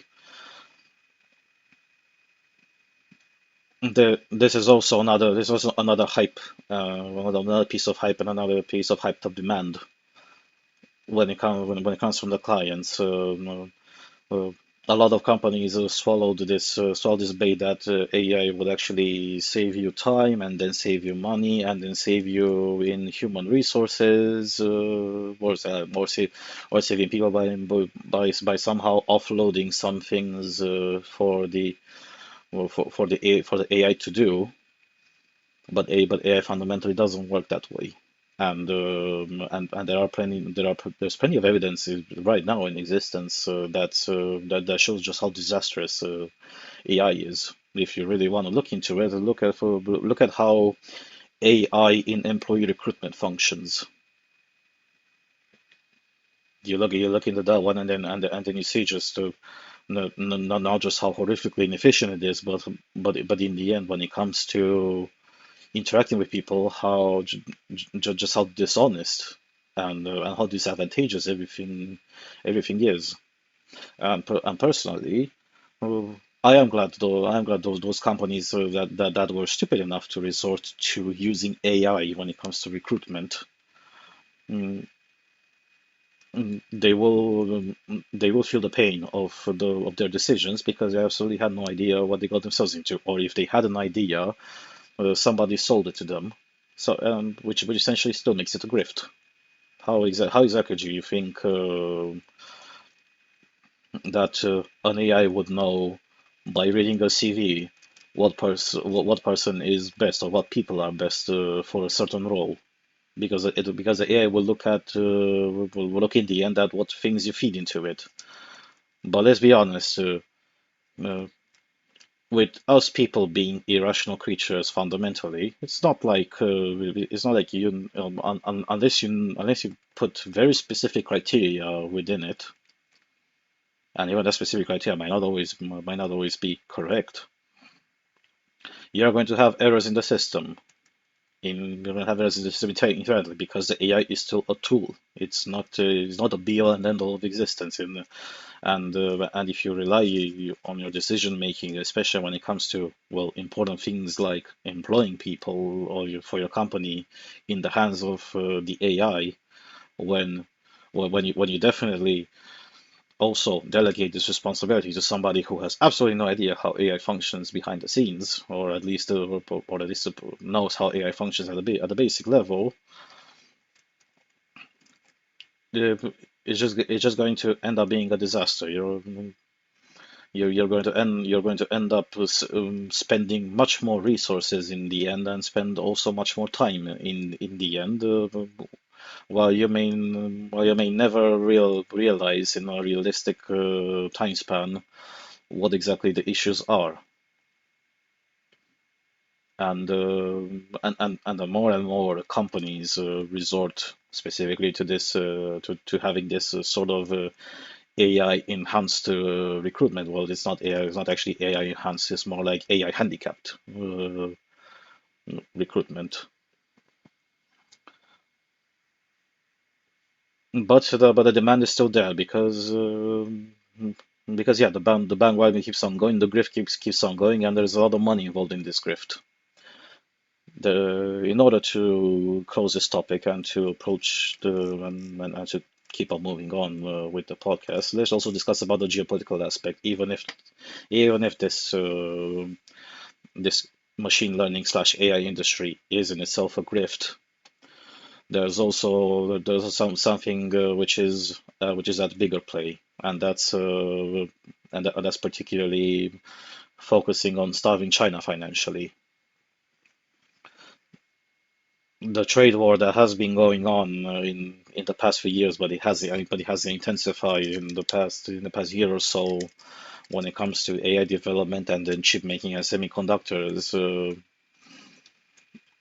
You, ju just like how the Soviet Union technology as a country uh, ended up underwater back in the 1970s and 80s, and especially 1980s up until 1991 when it collapsed completely, was because technologically it could not compete from an efficiency point of view with Western counterparts. And here is also both an advantage and a disadvantage of this mentality with squeezing absolutely every bit of technological power that you can get your hands on, while at least technological development during the Cold War was definitely fundamentally more sound and more useful. And we can definitely see that uh, simply because Soviet industry didn't have the technology that the West had. They were always around the 20% mark of manufacturing inefficiency. Even if the Soviets did end up having computers, they were nowhere as efficient as well as Western computers. And little by little, that's how they lost. That's also something it's essentially the same game that's getting played right now. The game that's being played is to technologically handicap your competitor as much as possible, which is why uh, true, which is why in exports to China of semiconductors have been have been stopped and constant blockages appear, but also technological transfers are also as much as possible blocked. But at the same time, that also comes with investing in other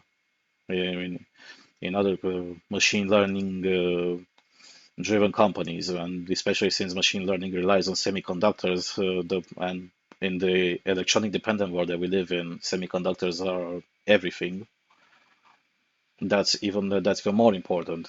So as long as you, the West, make your competitor, this being China, not exactly block as much as possible their technological progress, but at the same time also make whatever technological progress they can get into being more and more expensive.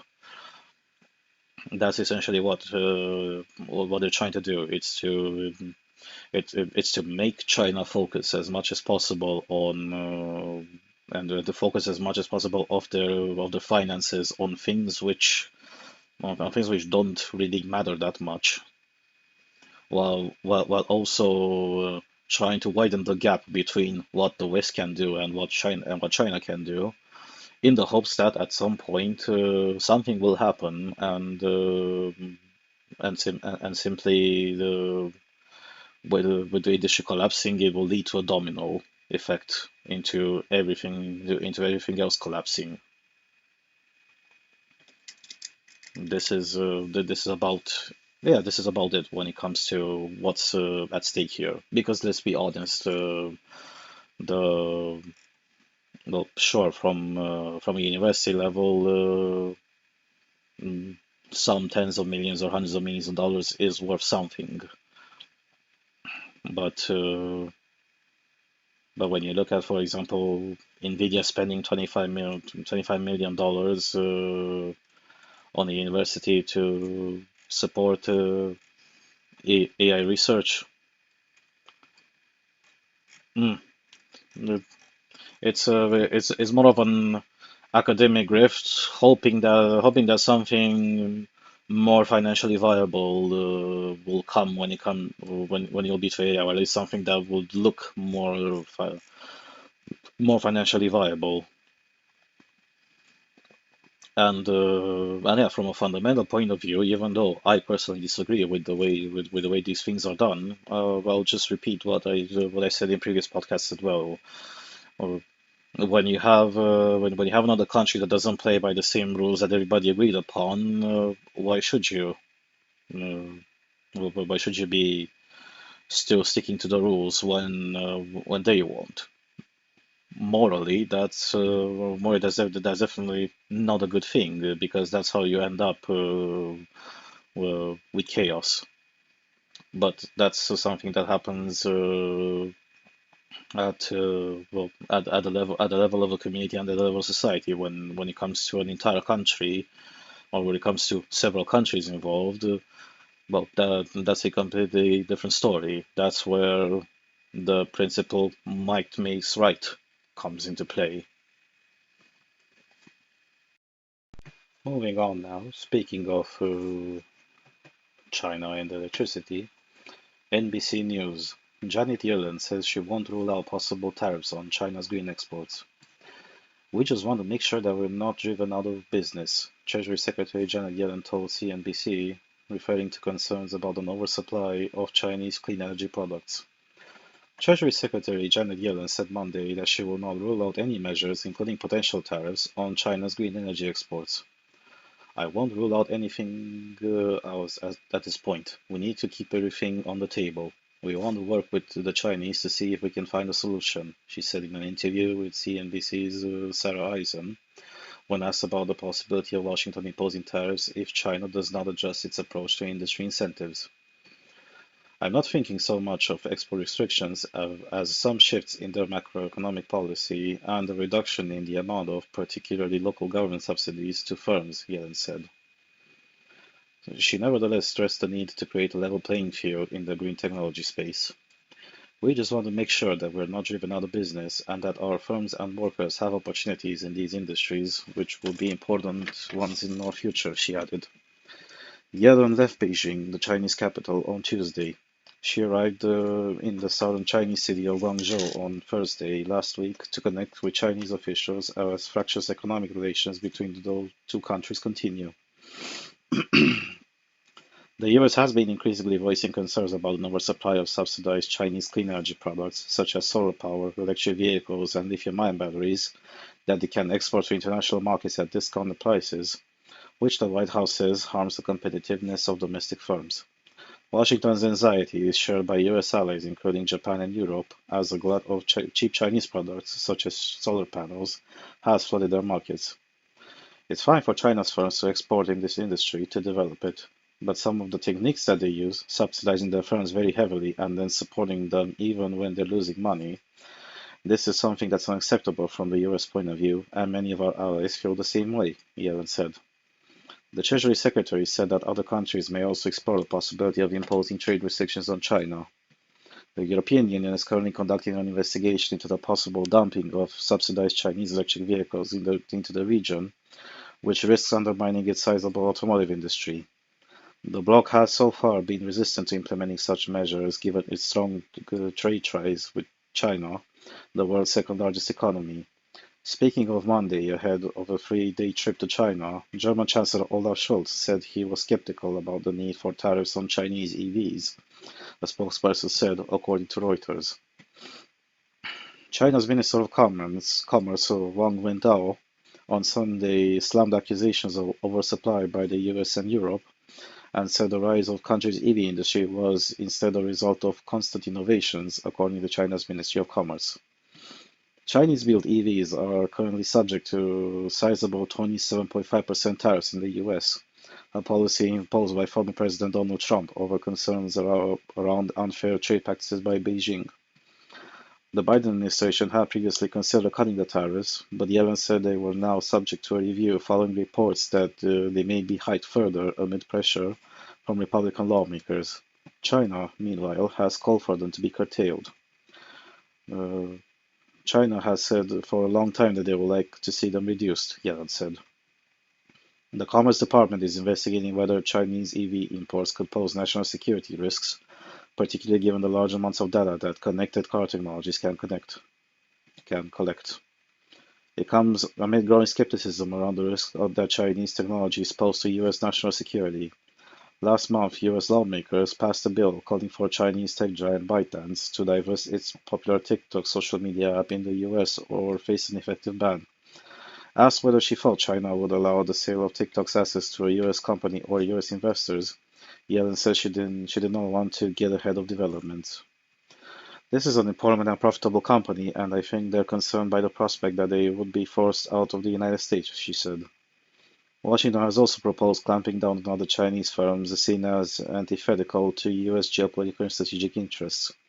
In particular, but the Biden administration has said that it would impose sanctions on Chinese entities found to be aiding Russia's military and its war efforts in Ukraine. What we have made clear is that it is unacceptable for us, for China, to support Russia militarily. That doesn't say that China can't have a relationship with Russia, Yellen said.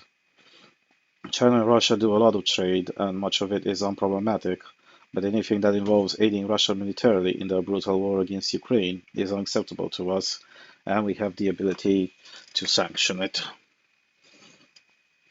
Well, it's definitely not a surprise here. I'm not going to dwell too much on this topic. It it may be worth repeating the fact that yes, this is another case of one country not playing on the same set of rules to which everybody else has agreed upon. I'm not exactly sure, but I think I put another article from the EU side related to this situation with Chinese exports of so-called green energy.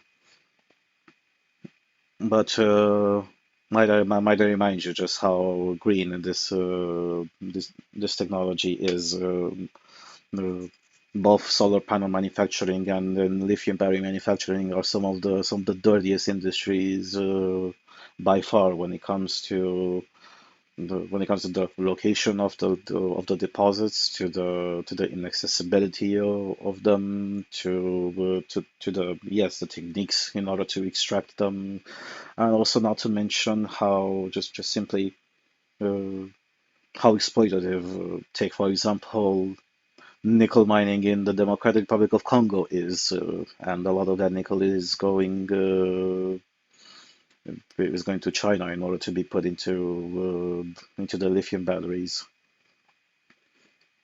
When it comes to electric cars and the amount of data that they gather, that's definitely true.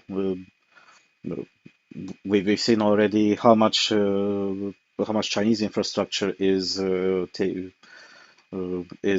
responsible for conveniently sending information further ahead into China for analysis, and you have certain spicy scenarios like how Huawei GSM infrastructure was used for several years. So that was up until I think 2020, but it was started as early as 2016 to outright spy on important people, like for example the Prime Minister of the Netherlands, and spy directly on his phone. Do you really think that this is definitely not the case with Chinese EVs as well? Even though the method of connection is different, let's be honest here. Who exactly is going to do a technological audit at this scale in order to look into every nook and cranny of of something that yes, it's still technologically quite complicated in order to check what exactly is that data stream being split and who and to who is it going to? Not to mention that we live in the world where people simply do not read the terms and conditions. There have been certain cases, especially when it comes to software, of people hiding, of companies hiding little Easter eggs. Some of them, for example, I don't remember the name of the software specifically, but in one case, there was a piece of software years ago that had quite a I think tens of thousands or hundreds of thousands of users, but when it came to the end user license agreement, or the terms and conditions, the usage of the software, only two people read it all the way to the end. But you want to know how you want to know exactly how those two people end up reading it, because the company wrote in those terms and conditions the fact that you will receive a 1,000 reward out of their own pockets, and you had all the right to access it if you were to read the terms and conditions. There's not even, and there was also another scenario with another software company that also had quite a significant usage base, where jokingly they wrote into the EULA that every user's firstborn son would become essentially a slave to the software company. That didn't end up being true, but it took many years for that Easter egg to be discovered. While yes, while some of it may be funny and some of it may be cute, this this further pulls an alarm when it comes to just simply how much we as people just don't care, and normally we should care even more. However, as you get into things like these modes of transport, like electric cars, what exactly what exactly are you expecting? I understand that ignorance is bliss, but to get to this level of sheer ignorance, uh, well, okay, if you threaten your own safety, well, let's be honest here. Everybody is responsible for their own lives in the end, just as we are responsible for our own happiness. In the same way, we are also responsible for our own security.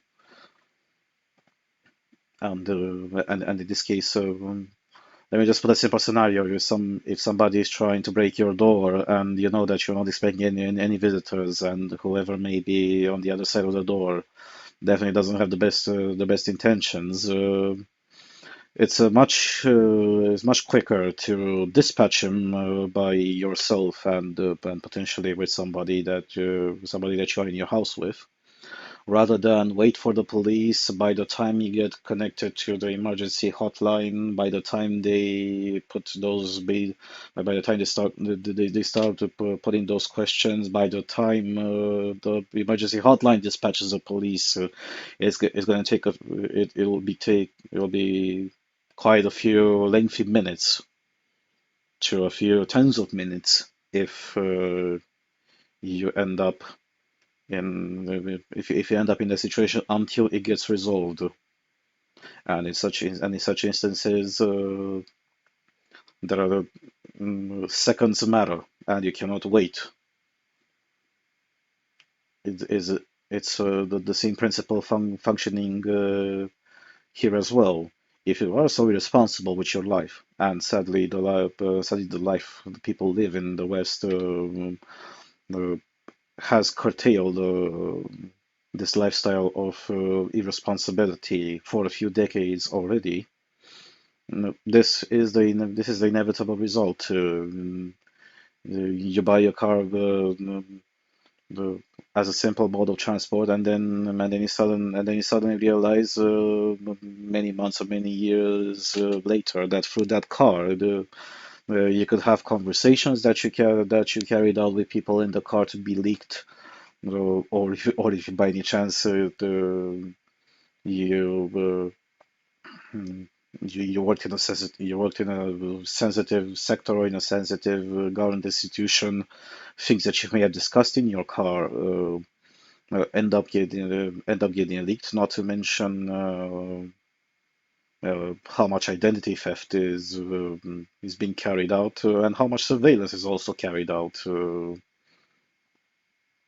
But at the same time, this trend with ever increasing technology will not reverse anytime soon because a lot the larger consumer base still wants, just as I mentioned in the earlier article, more and more features. Because more and more features um, inevitably ends up playing psychologically that, oh my God, I bought this car it's so forward thinking. Look, perfect example with Teslas and with autopilot. Oh look, I can press this button and now the car will drive itself. While in so as a result, I've seen this thing happening as early as 2009, and what was in my personal case a tipping point as to how cars have been getting since then way too technologically complex is uh, is yes, well, back then a car test, and then a discussion with a representative of that dealership, which gave me and other people access to that car to get tested. It was a Mercedes dealership, and I was personally astonished to see just how many buttons are on the console of the car. And it just happened to me at that moment to pose a question to that sales representative, which thankfully he was also well really passionate about not just the car, but also the industry, but also passionate about data sciences. And I asked this question. Let me ask you something. This car has so many buttons inside, and it has so many features inside. I personally don't think that the vast majority of users will be using a lot of those options. So, is there any way that you can tell me why does Mercedes put so many things in their car? And the car that I'm referring here was a car that cost back then almost 80,000 euros. So that would be about 100 plus thousand euros these days. So it's definitely not something that was even then accessible by the average pleb. So it didn't take for him too long to forward this question back to marketing and research in Germany, and shockingly he found he relayed back to me that only about 2% of features in that car are actually used by 96% of the customers.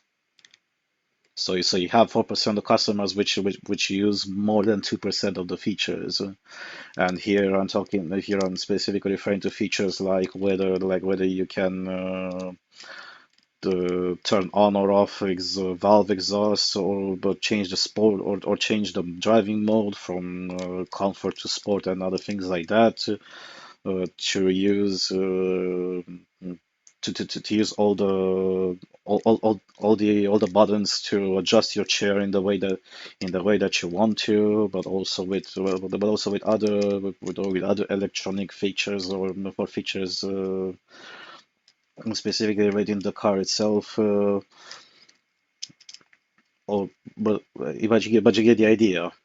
So in the circumstance when in 2009, but no, 96% of people who would spend 100,000 euros on a car would use only about 2% of the 2% of the buttons with 2% of the features of that car.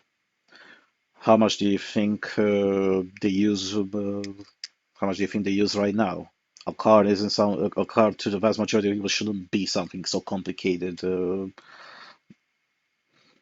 If but I would say that the most complicated thing that a person should use on their car would be cruise control, especially when you drive on the motorway. That's the most complicated system. Other than that, what do you need? You you need your car to have a functional steering wheel. You need your car to have functional pedals. You need to have a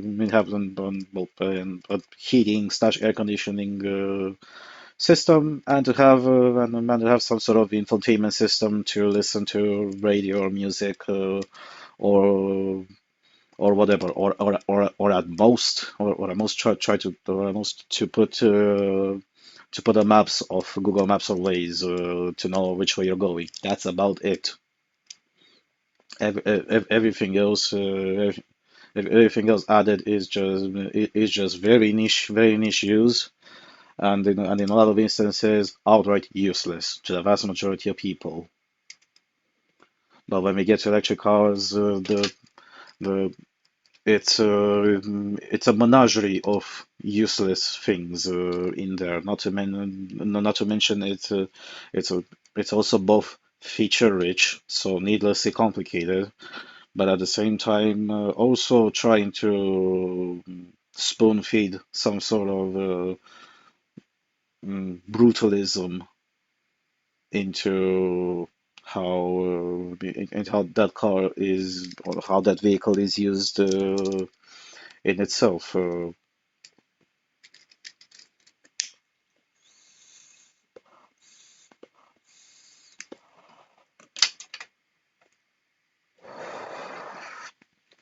But I've said too many things about cars specifically. Overall, something like, for example, cruise control on a car doesn't need a myriad of cameras. You, mm, Issues like requiring a camera, and here German automakers are especially at fault for this, specifically BMW being the best example. To parallel park, yeah, to have an automated system for parallel parking is a gimmick in itself. How many instances are you actually going to parallel park? I live in a country where a bunch of places where you park, you have to park parallel. It's something that driving school should have taught you, not something that you would give to a software, and definitely not a software which has a lot of cameras uh, around the car, cameras which are in the end not used by average consumers. It doesn't matter what the price point is, but we're already talking about quite an expensive price point since we are referring to BMWs specifically. So as a result, why do these things exist? Why do these things exist? These exist because even if people don't use it, people want more features. Where people being irrational creatures and very rarely knowing exactly what they want, uh, it just leaves a lot of creativity in the middle. But that creativity doesn't always translate into something that would actually be useful. That's before we get into other discussions. Continuing on now, UPI. Here is a pretty funny one. European Court rules Switzerland violated human rights with climate inaction. The European Court of Human Rights in France ruled in favor of four older Swiss women on Tuesday that Switzerland's lack of action on climate change was harming them. The court found that the Swiss government failed to comply with its duties under the Convention concerning climate change in the case brought by the women, mostly in their 70s, and the group Senior Women for Climate Protection. The court found that the Convention encompasses a right to effective protection by the state authorities from the serious adverse effects of climate change on lives, health, well-being, and quality of life, the court said in a statement. The court held that there had been a violation of the right to respect for private and family life of the convention, and that there had been a violation of the right to access to the court, UPI, Yellen editor. The women said their age and gender made them more vulnerable to climate change, and the government's actions were lacking in protecting them. They said the high temperatures made it so they were unable to leave their homes, and that heat waves in Switzerland impacted their health. The ruling marked the first time the court had ruled in favor of plaintiffs in a climate case. Sebastian Duick, senior attorney at the Center for International Environment Law, said the decision will hopefully send a message to others about climate change agreements. While we do not have all the details yet, the decision is historical, Duick said. The court has found the petition admissible and finds a violation of the right of the Klimasenioren, both process and on the substance. The court on Tuesday, however, also declared challenges by a French mayor and 6 young people from Portugal who argued that European governments were violating their human rights by not doing enough to deal with climate change. In the latter case, the Portuguese citizens ranging from ages 11 to 24 charged that 32 EU countries were not doing enough to cut warming to a target goal of 1.5 degrees Celsius presented in the Paris Climate Agreement, citing wildfires that have ravaged the country every year since 2017. So if there would be an even better argument why any country which has the capability of leaving the European Court of Human Rights, this is it. This is it, because this entire thing is absolute insanity.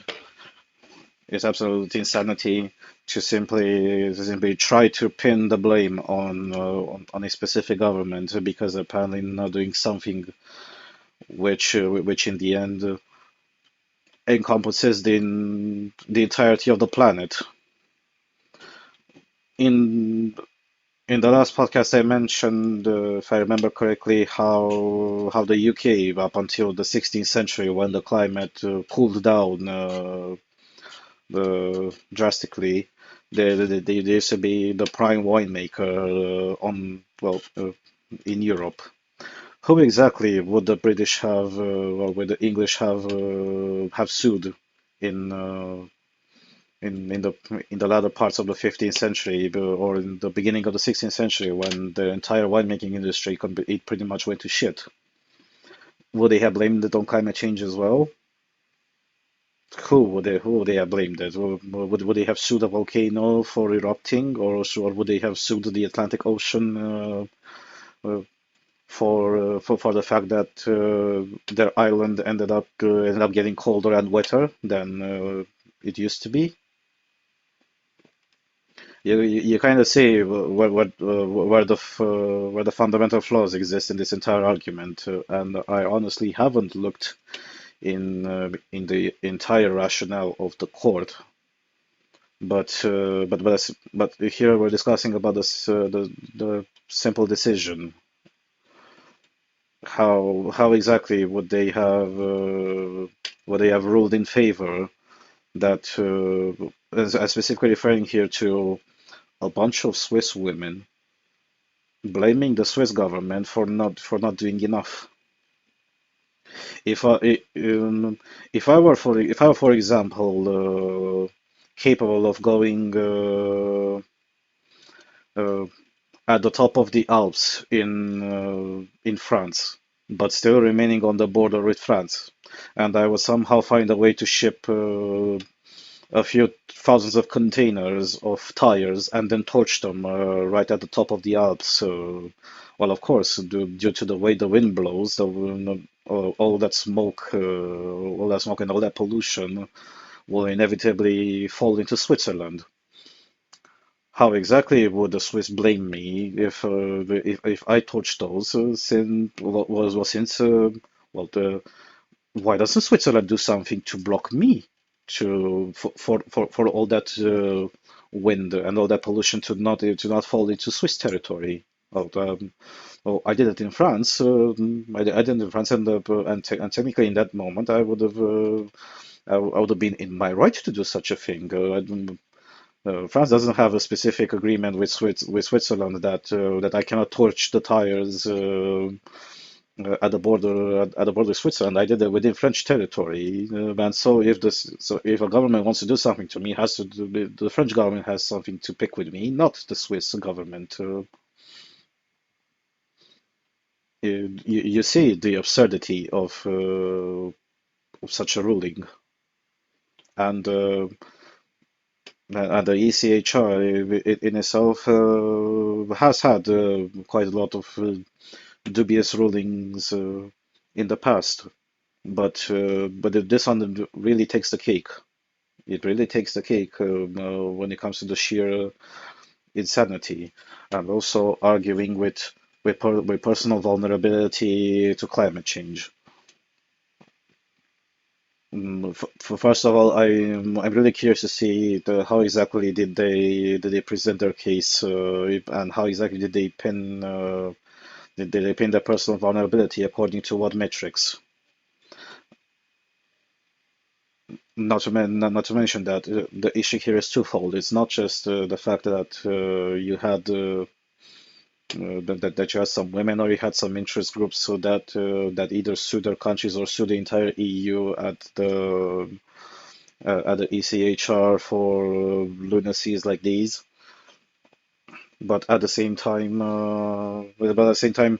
what the hell are the judges in the ECHR doing to to first not throw out these cases at all when they appear, but even more to rule in favor of these, and to pin the blame on individual governments, like simply like how the government somehow has some sort of weather control device, or a climate change device, or some sort of climate change shield where the climate may change around them, but it is not going to change in their own country. The climate has been changing since this planet has existed. Because if it wouldn't have changed, the the world as we know it wouldn't have existed the way it is right now. If if the supercontinent Pangea wouldn't have separated, but especially if the American continent wouldn't have separated itself from the landmass of which forms today Europe and Africa, we wouldn't have had the Atlantic Ocean. If if the Atlantic Ocean, or especially if the North Atlantic, wouldn't have had the temperature difference between especially between the equator and the Arctic, alongside the ice mass, which is normally at the North Pole. Not to mention in the configuration in the configuration of the bottom of the Atlantic, which where for something like the Gulf Stream to function. Well, can you imagine how fun would it be to live in a place like Europe, if the climate in Europe would have represented something more similar to Alaska? If you look at the globe, and then you look at the parallel, mm, we wouldn't have been exactly Alaska level, but not exactly far off either. We would have been something closer to Siberia if continental Europe wouldn't have had the Gulf Stream. At the same time, whenever the Gulf Stream had issues, Europe fell into ice ages. The most recent one, which was, I think, 200,000 years ago, when when at the last American ice age, essentially what happened is that what comprises now the landmass of Canada was essentially a gigantic Arctic lake with a very thin barrier. At one point, that ice barrier collapsed. That entire lake fell into the North Atlantic Ocean, and that entire mass of water it essentially stopped the Gulf Stream. It essentially stopped the Gulf Stream, and then it plunged Europe into an ice age that lasted for almost 1,000 years, or thereabouts. I'm not exactly sure, but at least 1,000 years it did. So things like these happen. Take for example, if if say in the course of this year, several pretty big volcanoes would go off and erupt in places which are thousands or even tens of thousands away from Switzerland. Let's just stick to Switzerland as an example. If they were to erupt and of course eject a lot of ash into the atmosphere, we already know from a geographical point of view that that increased particulates from volcanic eruptions do end up cooling average temperatures on the planet. What would those Swiss women do in that moment? Would they still sue the government because the temperature suddenly dropped about to well on at a global average 2 degrees Celsius, but when it comes to Switzerland, the temperature drop would have been somewhere around the 7 to 8 degree average mark, which is pretty catastrophic. We will be somewhere around the level of the year without the summer. That would be somewhere in the 1870s or 1880s, something like that. That would be absolutely catastrophic. Would the same women have the courage to sue the Swiss government because suddenly uh, due to the global climate ending up the way it did, the Swiss government would have to somehow pay for the damages because their bodies will suddenly be more vulnerable to cold weather. Overall, this is absurd, and this is a clown show. It's something that's not even. I'm trying my best to somehow find the humor in it, but I simply can't. When it comes to the when it comes to the ECHR in itself, any country that still has a possibility to get out of it, mm, I strongly suggest them that they do. And here I will also refer to the UK because the UK wants to get out of the ECHR, but for a completely different reason. You best thing to do is to do it. Such institutions have absolutely no place in anything that can be considered in normal world. Speaking now of the UK, let's get to the politics part. BBC. Labour vows to fund NHS pledges by tackling tax dodgers. Labour is pledging to fund policies on the NHS and school breakfast clubs by boosting efforts to tackle tax dodgers. Shadow Chancellor Rachel Reeves says plans to give more money to tax officials would help raise £5 billion a year. The party had to find a way to plug the gap in its spending commitments after the government adopted its plan to scrap non-dom tax status. It says it will also raise £2.6 billion by closing loopholes in the government's plans to abolish non-dom exemptions. Non-doms are UK residents whose permanent home for tax purposes is abroad, meaning they do not have to pay UK tax on money they earn overseas. If it wins power, Labour said it will scrap a proposed 50% discount on the tax non-doms will have to pay in the first year of the new rules. It said all foreign assets held in offshore trusts would also be subject to UK inheritance tax, while the government has said those held in a trust set up before April 2025 would be excluded from inheritance tax permanently. Ms. Reeves insisted she was confident her plans would raise the amount Labour had estimated. Speaking to BBC Radio 4's Today programme, she denied the sums were small change compared to the potential cuts facing public services, saying Labour's plans for the NHS and schools would make a massive difference to millions of people. The government said it had already brought in 200 measures to tackle tax non-compliance. Treasury Minister Laura Trott said, After a month of searching for a plan to pay for Labour's unfunded spending, the Shadow Chancellor still cannot say how she will fill the enormous black hole in their promises. And that means one thing: more taxes. Labour had been planning to pay for flagship pledges, including a £365 million for free school breakfast clubs and £1.6 billion for more hospital and dental appointments, by replacing the UK's current non-dom tax regime. However, at this spring budget, Chancellor Jeremy Hunt said he would change the non-dom tax rules to pay for a cut to national insurance. Labour has a self-imposed rule that, if elected, it will not borrow to fund the day-to-day spending, and following Mr Hunt's non-doms announcement, the party faced questions as to how it would fund its existing promises. Now, Ms Reeves has set out her alternative plan, which also includes strengthening the government's proposed replacement of non-dom rules. The party says these changes could bring in £1 billion in 1 year, rising to over £2.6 billion over the course of the next parliament. Ms Reeves said her party would also give His Majesty's Revenue and Customs more resources to tackle tax avoidance and evasion, spending £555 million on increasing the number of tax officers. It also wants to invest in digitizing the tax office to improve customer services and free up resources to focus on more complex cases.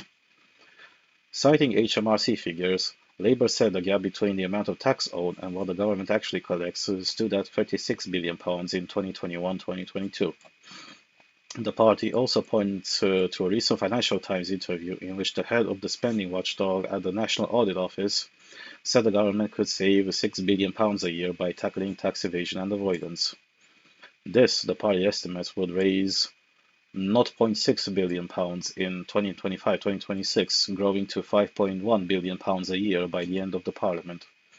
In an interview with the BBC, Ms Reeves said past governments had managed to close the tax gap, but that it had plateaued in recent years. It's not rocket science, it's about properly resourcing HMRC, making sure more cases are investigated, she said. She also said Labour were setting up an expert panel to advise the party on tackling tax avoidance and modernising HMRC. The panel will include Sir Edward Thorpe, a former senior Treasury civil servant, and Margaret Hodge, an MP who chaired the influential Public Accounts Committee. Helen Miller, Deputy Director of the Institute of Fiscal Studies think tank, said it was common for governments to announce plans to try to raise revenue by reducing avoidance or evasion. However, she said there was uncertainty over how much of this could raise and how quickly. HMRC has been calculating the tax gap, the difference between how much money is raised in taxes and the theoretical calculation of how much it could be raised, since 2005. It says there has been a long-term reduction, with the gap falling from 7.5% in 2005, when Labour was in power, to 4.8% in 2021-2022. Previous attempts to close this gap have not always been as successful as hoped. In 2010, the Conservative Liberal Democrat coalition government announced £900 million to beef up HMRC, but it did not really work. In fact, the tax gap as a percentage of GDP stayed flat and then started edging up until 2013, when a crackdown on VAT non-payment and fraud was much more successful. In total, since 2010, the tax gap has come down from just under 2% of GDP to 1.5%, but since the pandemic has been creeping up again. High net worth individuals and businesses also tend to respond to whatever tax measures are brought in and can afford expensive lawyers to find new ways to test the legal limits of tax policy. The UK has a relatively low tax gap compared to other countries such as the US, Australia, and Italy, and it becomes harder to raise revenue after the low-hanging fruit has been picked off. Liberal Democrat Treasury spokeswoman Sarah Olney, MP, said tinkering around the edges won't be nearly enough. She added, the Liberal Democrats have set out fully costed plans to make sure everyone can get the care that they need. Well, considering how the political situation shows to be, and then looking at the way things are going, it's going to be really interesting to see. The Tories are surely going to win, or not going to lose the next election. The matter is by what margin. And this is something that it will be found out in what was it on the 2nd of May when when the polling day will actually be happening. But overall, while I do agree with people that yes, the Tories haven't been the greatest ones, and they're essentially a flavor of social democrats, but here in the UK, at the same level, at the same level, I don't think that voting for Labour is such a great idea. But it just brings back the old adage that people don't learn anything from history. People don't learn anything from history, and one of the reasons why people don't learn anything from history is that there are still sufficient people that remember how it used to be back when last time Labour was in power. How does it sound for you? And here I'll be referring to how the employment market was back then. One of the great differences was that there was no national living wage or minimum wage back then. But under that administration back then, what was it? Under Gordon Brown, I think, or maybe mixing it up. But under that Labour administration back then, the the welfare system was so easily accessible and it was still so profitable, it would have made more sense for you as an individual to sit on government welfare at home rather than go to work. You unironically made more money through welfare rather than actually go to a job. And in some instances, the gap back then was between how much money you make from welfare compared to how much you would make working a job. In some instances and in some constituencies, was as high as 20%. Sure, the further south so further south in England you went, the gap was lower, and in some cases it simply made no sense. But that was because in a lot of cases, mm, people still would have much rather preferred to work. So you had those moral people who did not just decide to be welfare leeches.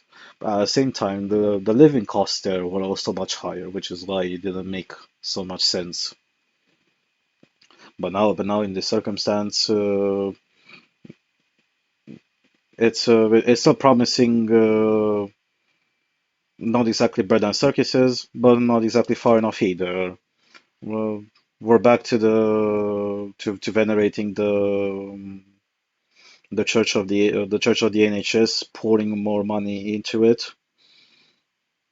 And I personally don't believe that the Labour will keep on sticking with not having to borrow for government operations, at least in the first instance.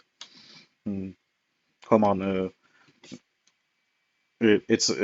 depending on how big their win will be, they'll just simply say, well, they'll simply say, so what? So no, it was the context that required us to do such a thing. Come on, politicians have existed on the planet for such a long time in one way or another. It doesn't matter if they were priests or kings or parliamentarians or dictators. Promises amount to nothing in the end. Results amount to something. And financing these financial black holes and the NHS in particular, it's not like it's going to solve the issue. It's a fundamentally flawed system in itself. And even in countries even in countries with such self-imposed social responsibility towards their peers, it ended up being a financial black hole. look in the case of Denmark. Do you really think that Denmark ended up to have this level of absolutely oppressive taxation and tax burden on not just on individuals but on companies as well for no reason? No, it's for the exact same reason, and apparently the UK isn't learning this. The UK is learning this, but at least from a good point of view, in the past few years, at least uh, private medical establishments have started appearing, and that in itself is a good thing. But it will still take several decades for people to wake up and then to realize just how much they've been duped by the government into continuing to finance this black hole that is that is the NHS. Well, when it comes to school breakfasts themselves, here I'm not exactly sure I remember that used to be in school back when a similar system to this has existed. In Romanian, it was used to be called cornul șlaptele. So it was pretty much a piece of bread that would have looked like a croissant, and when you would get a carton of milk that was I think about 300 milliliters or something like that, or even less. But when it came to Romania, the rationale behind that program. So not only it was a program imposed nationally, but the distribution part of it was still done at the local level, and in most cases at the school level, so at the local authority level. Even that system in itself, there were some places where it got implemented. There were some places where where it hasn't gotten implemented at all, and for the simple criteria of unaffordability or issues with the contracts or other stuff like that. Mm, so in those in those cases, well, at least the rationale as to why that program was slightly better was especially for rural areas and then for certain poor urban areas. So, but here I'm talking about the period of what was it, 2003, 2007. I'm not sure if they maintained a system after 2007 since I left the country. But the rationale behind it was to incentivize the poorer strata of the population. So that would include both big families of Romanians, but also gypsy families to send their children to school to also learn, but to also get something to eat. And there was still something. I'm not exactly sure what exactly is the situation here in the UK so to warrant such a system like school breakfast. I understand that living costs have gotten higher, but the solution isn't to subsidize school breakfasts. The solution simply isn't there. It's not exactly just like this woman says. It's not exactly rocket science. And speaking of, it's not exactly rocket science. Uh, it reeks like a grift again to shove again a lot more money in another government institution. This being His Majesty's Revenue and Customs, so the tax authority as well. Uh, when even they contradict themselves over here, relating to the tax gap. So the tax gap was higher when Labour was in power, and it still decreased significantly over the course of the years, mostly under Tory leadership. How would you explain that to them? How would you explain that? Probably the reason why the tax gap was so high was because Labour did the things they did back then. And and yeah, when you promise more socialism and more social measures, you will have to find the money somehow to pay for that. And whoever was from Financial Times or from the National Audit Office, the, these measures always come with either new taxes or increased taxes. The system already, when it comes to individuals, it's already sufficiently disincentivizing a logical progress in order to make more money with the current tax system that it is.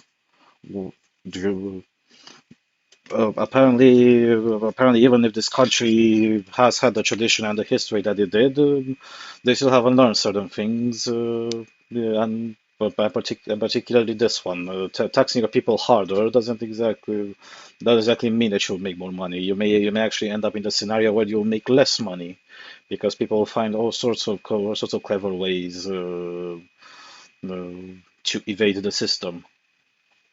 And speaking of evading the system, here's also another thing, because it mentioned uh, it mentioned also tied to the HMRC, the to where was it? Yeah, to tackle tax evasion and tax avoidance. Tax evasion, just like almost anywhere in the world, is indeed something illegal. But tax avoidance is not. Tax avoidance also has another term, which is financial, no, which is fiscal optimization. It's a good tax avoidance is something which is 100% legal. It's 100% legal, and whoever does tax avoidance isn't doing something bad. The only people who think that that tax avoidance is something bad are people who are overly moralistic, and they generally tend to lean socialist. They tend to lean socialist because in their messed up mind, they think that if you don't pay your fair share, you're essentially affecting them directly by starving the system that they benefit from your money, even though they understand the situation to this level, that essentially your money is paying for the system. But if you don't pay what's considered fair, and absolutely nobody has been capable all these years to explain to me what exactly is the fair part. The that's a discussion of tax avoidance. Whenever you hear somebody who especially starts fighting you on this topic with how immoral it is to do tax avoidance, you just simply tell them to sod off. You simply tell them to sod off, nobody will be giving you the exact explanation as to why is it bad, without resorting to the moralist argumentation, and to the fair share part. It's simple as that. Continuing on with more serious stuff. You're active. Europe needs more funds for defense as wider war no longer a fantasy, Borrell warns. A full-scale conflict is no longer a fantasy, and Europeans must find new ways to financially prepare for a potentially wider war on the continent, the EU's chief diplomat Josep Borrell warned on Tuesday. War is suddenly looming around us, and a high-intensity, conventional war in Europe is no longer a fantasy, Borrell said in a speech at an economic forum in Brussels. Russia threatens Europe through its war in Ukraine and hybrid attacks on EU member states, he added.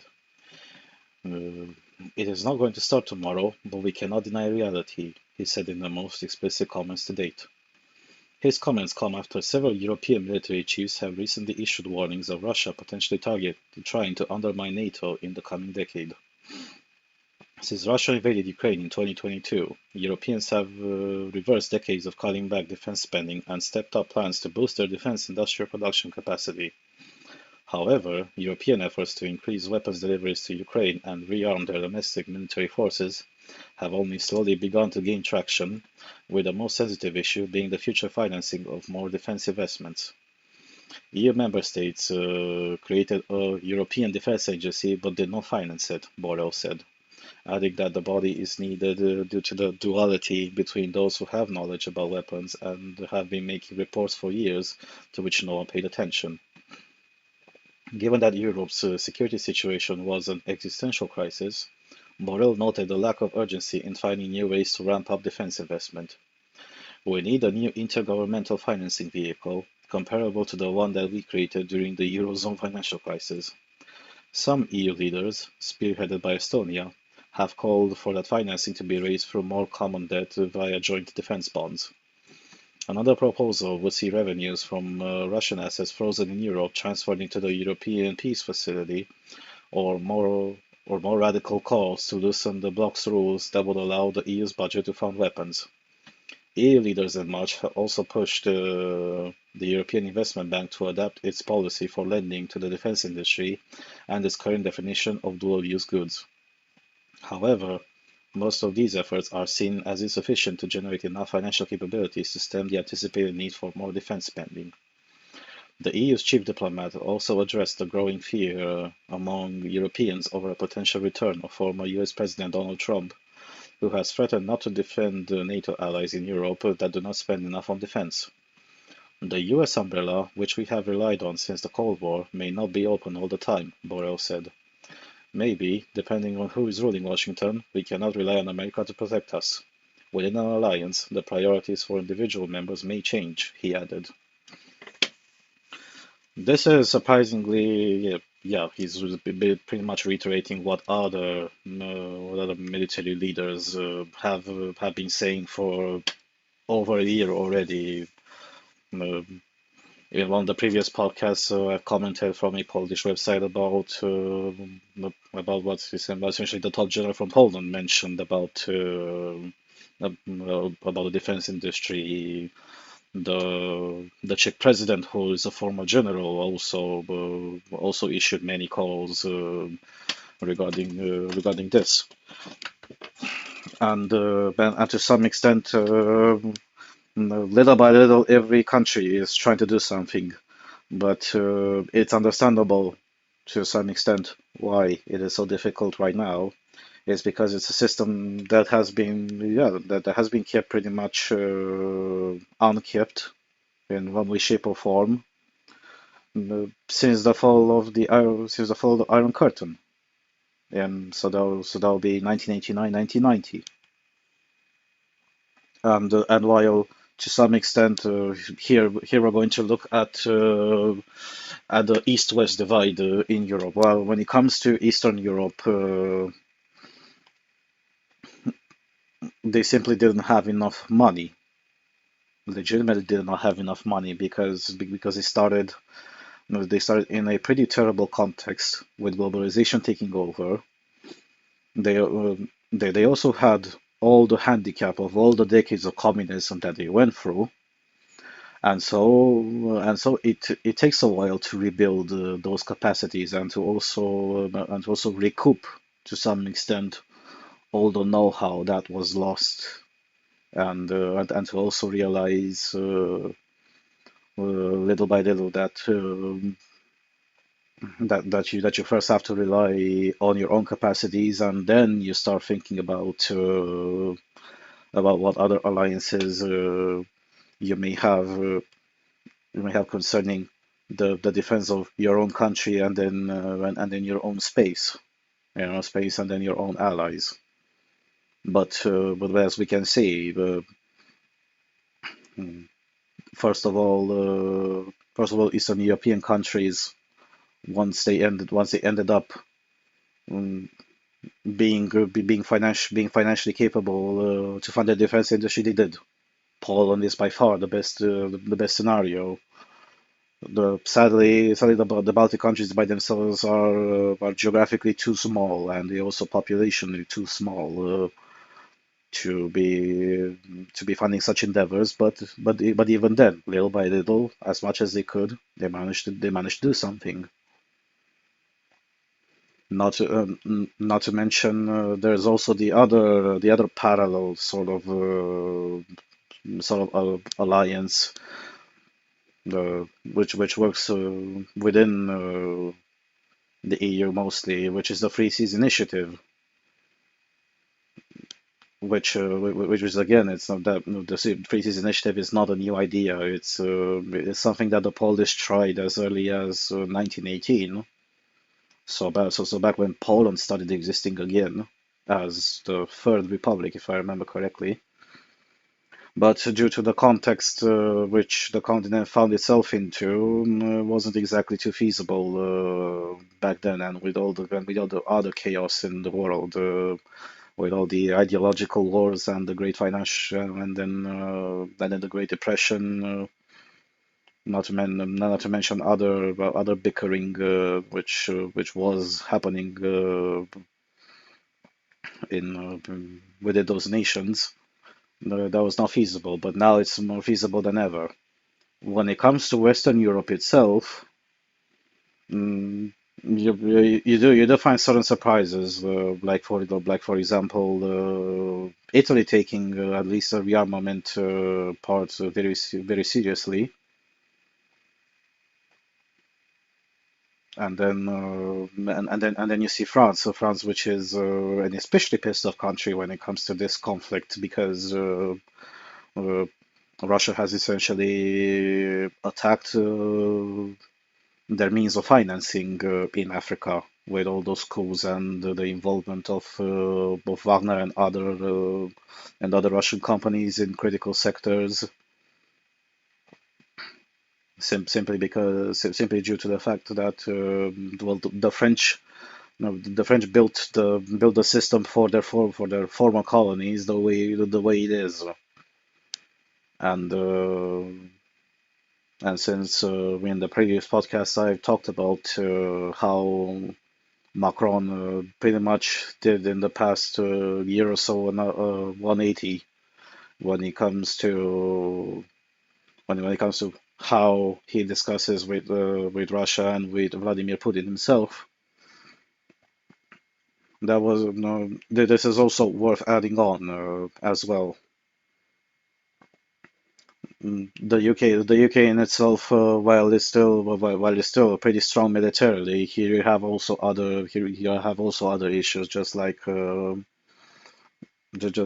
I mentioned in the earlier article. They apparently have bigger concerns when it comes to when it comes to the things that are important to this country, and they are apparently the NHS and school breakfasts. Absolutely nothing mentioned um, about defense, even though they themselves have serious commitments when it comes to their part and their own sphere of influence. And by far the worst example is Germany. And Germany is by far the worst example. Speaking of European rearmament, as a first time in history, the US in Europe will be expanding an airbase so that it will end up being bigger than Ramstein. That will be the Cogolniciano Air Force Base, which is, yes, a NATO air base, but mostly used by the Americans. If there is an indicator within Europe to know where exactly the balance is shifting, this is it. Well, the Ramstein Air Force Base will still be there, but with the proposed expansion of the Cogolniciano Air Force Base to the level where it will be much bigger than Ramstein, that says a lot of how the context has changed within continental Europe, and so far the chaos within German politics is the way it is, and I still don't see how much they're going to do. Security-wise, there are also other issues within continental Europe and especially within Western Europe. The main one still being Austria. Austria also very recently, and in the past few days, I read an article about how the entire database related to Schengen has already been breached and monitored and copied entirely by Russian intelligence services. That is a significant breach of security, and I still haven't seen the proportional consequences which the Austrians should suffer for something like this. Not to mention that uh,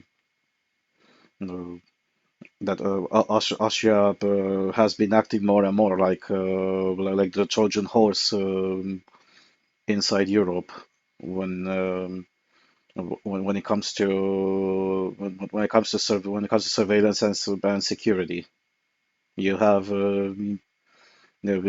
you, you have potentially the biggest density of Russian spies in Vienna than you do absolutely anywhere else in the world, and those Russian spies do not exactly have the best intentions, especially in this current context. But at the same time, Austria also keeps on acting like a true hypocrite, especially towards other countries within the EU. So when he talks about rule of law and integration and other things like these, particularly the current chancellor, who apparently still has major issues related to Romania and Bulgaria. So you can't exactly be the one giving lessons about rule of law when your country and your capital is essentially a den of malintended spies. I'm just saying.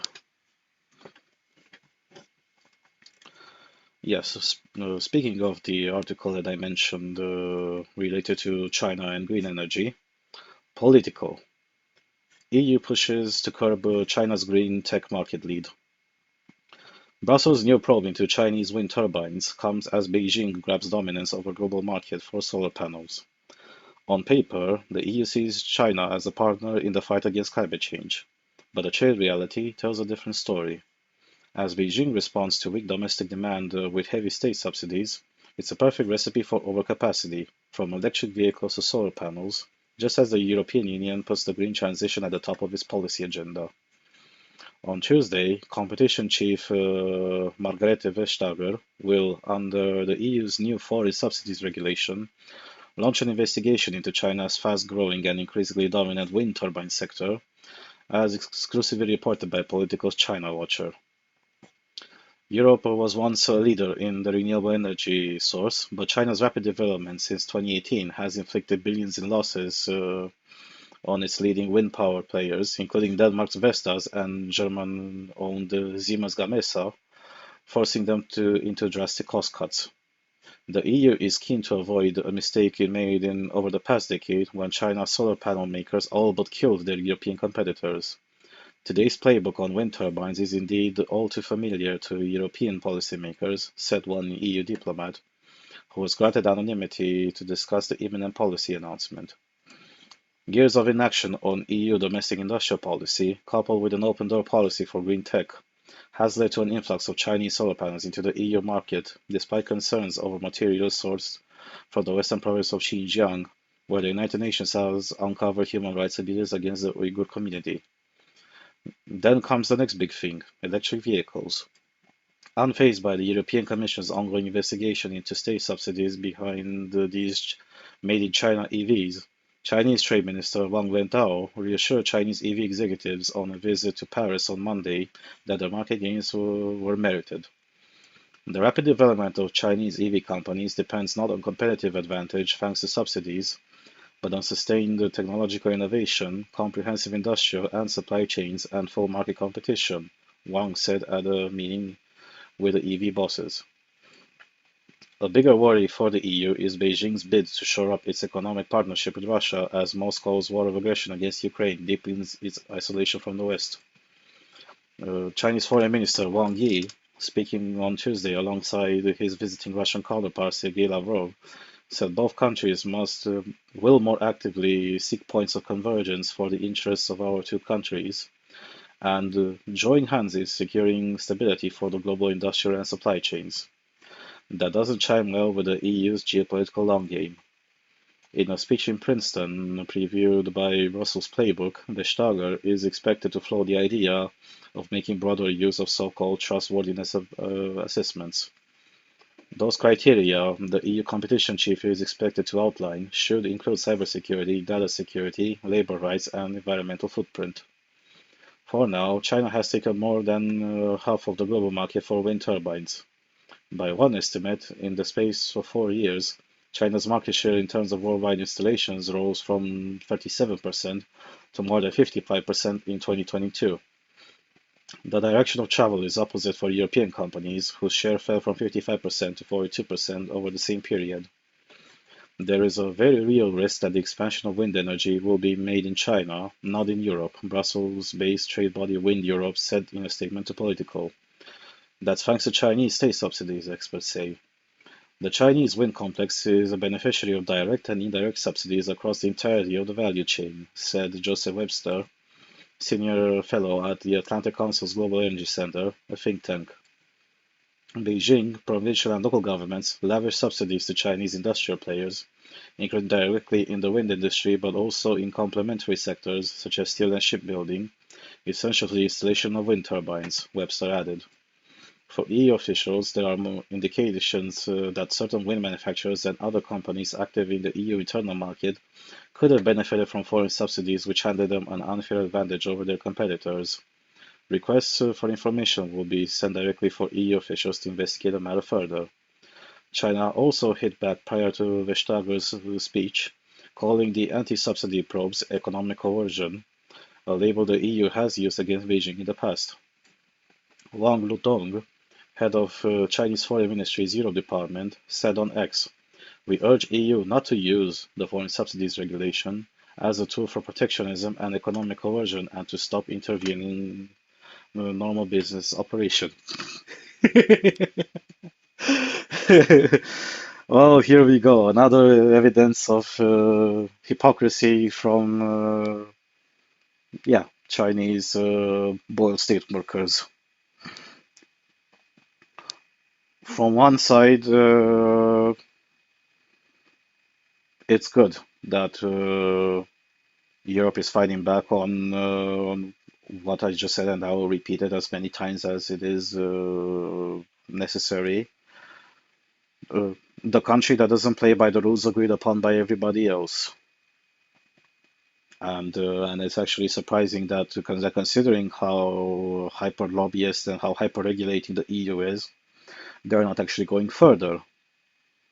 But it's also absolutely hypocritical that in this circumstances, so if you were a country in the EU and you want to do some sort of economic partnership or some sort of trade with the US, the institution known as the EU will be the one forcing you to implement pretty egregious import fees and then everything else against the US. And your only solution to those will be to simply get out of the EU if you want to pursue some sort of trade arrangement which should actually be beneficial to both sides and to actually make it feasible for the Americans to work with you. But still, China still gets the preferential treatment, and to some extent, I am glad that the EU is getting screwed by this preferential treatment. And for sure, one of the reasons why the European wind power market lost is not just because of the fact that yes, they financially they will never be as competitive as the Chinese built ones are. But at the same time, it's worth putting the question, how much technology did both Siemens Gamesa and Vestas transfer to China in order to build some, in order to build something there, in order to curtail on the costs. Because I'm pretty sure that their systems have already been scoped out and everything worth taking has already been taken uh, by Chinese hackers and Chinese industrial espionage. Surely they can't exactly copy 100% the designs, but at the same time, if they still make it at least 80% as efficient as either Vestas or Siemens Gamesa, they'll still win from a point of view. And here there's absolutely nobody to blame but the EU in itself and then the companies themselves. No doubts about it. Yeah, it's absolutely no surprise that the things are like that. Do you want to know the best solution to absolutely strangle the Chinese? You just simply cut the crap with this Green New Deal shit. You remove all the incentives and all the subsidies from this discussion, and then you leave the decision as it has always should have been. Yeah, you leave the decision to each country and or to each constituency or to each city, mm, or but to each individual. If one individual wants on his 100 hectares to install 100 wind turbines, because apparently he considers it a good investment, you just let him do the purchase himself. You let him deal with the business on his own. Or you leave the local authority, or leave the country to do business by itself. But by offering these incentives, well, the EU is essentially shooting itself in the foot. Nothing more, nothing less. And yeah, to some extent, it's not just shooting themselves in the foot as a political entity, because the only reason why China is competitive is because they get preferential treatment and they don't get the import taxes slapped on them, just as the EU does with everybody else. But at the same time, they also shoot in the foot to the European industries. Mm, simply because it was this thing with the Green New Deal was essentially a grift for EU companies, but somebody else found out, and that somebody else happened to be China, and for their own mechanisms, because again they're not interested in the money. Now, I should say the money. They're interested in dominating in dominating that sector, and they still can dominate it. Uh, mm, through their entire system, even if it makes them a loss. Yeah, if it makes them a loss, they still gain the soft power by dominating a certain sector. We've already seen this happening several times, and even this article gives a pretty good example. Mm, the the EU solar panel production was essentially destroyed by competition from China. Well, first of all, because as I mentioned in many other instances, solar panel production is a incredibly dirty process, and up to this moment, when solar panels reach the end of their lifespan, they're essentially unrecyclable.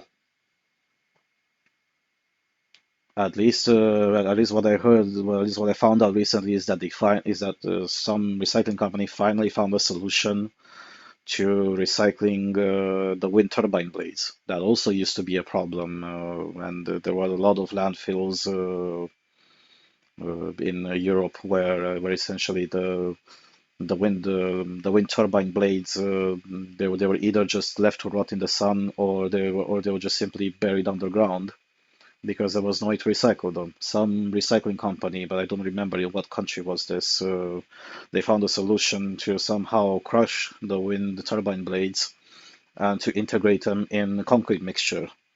That's just something.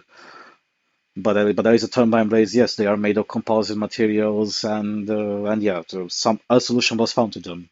When it comes to solar panels, there's absolutely no way to do it because they themselves, as they're manufactured, they are sealed, and then you have a lot of and then you not only have quite a lot of materials which are very different from one another. So you have then you have the glass itself, then you have the cell in itself, then you have other metallic components part of it, and then you have also some other dangerous components inside of it, like mercury. So that complicates things, and not only complicates things, but I'm pretty sure that there won't be a way that that we can find out how to recycle solar panels. But leaving this aside, and going back to the solar panels, so not only the European solar panels, whatever they were, many years ago, they were very difficult to manufacture within Europe because of all the environmental regulations. And those that were built within Europe, they were economically uncompetitive because of the high costs incurred by said environmental regulations first, and also the simple fact that the cost of labor is completely different in Europe. Doesn't matter which country we're talking about. It's definitely going to be much higher than it will be in China. So that's point number two that they lost. And the third one is also scalability. Mm, the way the free market works anywhere else in the world isn't the same as it does in China. And also it's against the rules. It's against the EU rules to do this sort of subsidizing at a national level when it comes to a company, let alone at so many levels, at so many levels, both from a business point of view, but also from an authority point of view. So you not only have, when it comes to China, the central government, so that being the CCP, but you also have regional authorities and local authorities that subsidize both you as the solar panel manufacturer, but they also subsidize many other levels below you by the time who manufacture the materials that you need in order to build those solar panels. And yes, those solar panels are complicated things. Uh, you first need silicon, then you need metals, and then you need electrical components themselves, and you also need quite robust manufacturing to do so. Uh, even though solar panels and wind turbines have existed for such a while, as early as, what was it, the 1990s or something like that, specifically when it comes to solar panels. Well, wind turbines in one way, shape, or form have existed for centuries. Everybody is familiar with the famous windmills from the Netherlands, and windmills in one way or another have existed since the days of ancient Egypt. Also used specifically for mincing the grain into flour to actually make it useful. But the point still stands. In, mm, Even if the solar panels have existed for such a while, why, I wonder, they were never economically feasible? Because they themselves were expensive, they themselves are inefficient as as electricity generating units. Fundamentally, they're inefficient. I mentioned this again, but I will mention it again. The most efficient solar panels that you can get right now, they're built, I think, by Toshiba or by Panasonic. They have about a 35% conversion efficiency from the sunlight that you get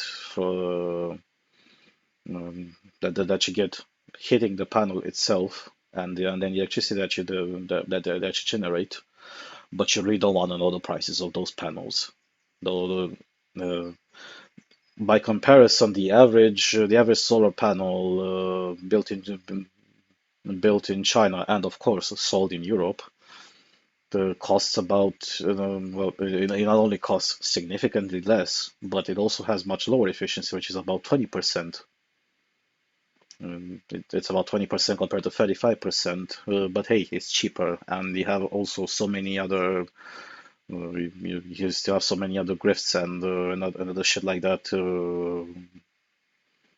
which is essentially funding this industry back through the money of those poor sods who are the taxpayers.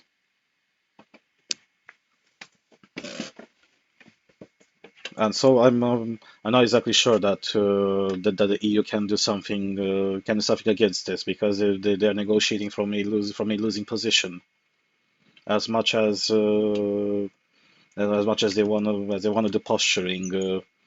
It's a simple fact that the EU needs China more than China needs the EU. And when it comes to certain sectors like these, well, if you don't come down with a hammer, if you don't come down with a hammer and even the playing field, mm, yeah, the so-called European wind industry will suffer the same fate as the former European solar panel industry. It just is what it is. That is what it is because still, here we're talking about here we talk about bureaucrats, we talk about the Boyle state workers, but here we talk about the high level Boyle state workers, the ones who work in this supranational organization called the EU. The This administration itself will not will barely do anything. Maybe starting from the next European Parliament, so something harsher maybe will be done. But it's still, but still, when I don't have I don't have a crystal globe to see how things will be back then. It's a possibility, but but in the end, it's a possibility that it may not be either, because one of the main issues which shifted a lot of votes towards the right leaning in this Euro parliamentary election was Green New Deal, and Green New Deal pissed a lot of people off. A lot of people off from average people with bullshit like increased the taxes on carbon, which led to having electricity more expensive, to Mm, to also smoke grenades thrown into the public just like it was a few weeks ago, like how the EU is going to ban somewhere around 2040 the installation of gas heaters in the houses, or yeah, the constant shilling for electric cars. And also the new car pollution regulations, the Euro 7, which still are physically impossible to achieve, the outright ban of production of internal combustion engine cars by 2035. If the next European Parliament will definitely have no motivation in trying to assist the so-called green industry, like wind turbines, considering that the green electricity production industry uh, is at least tangentially tied to the Green New Deal, because again, it started like a grift.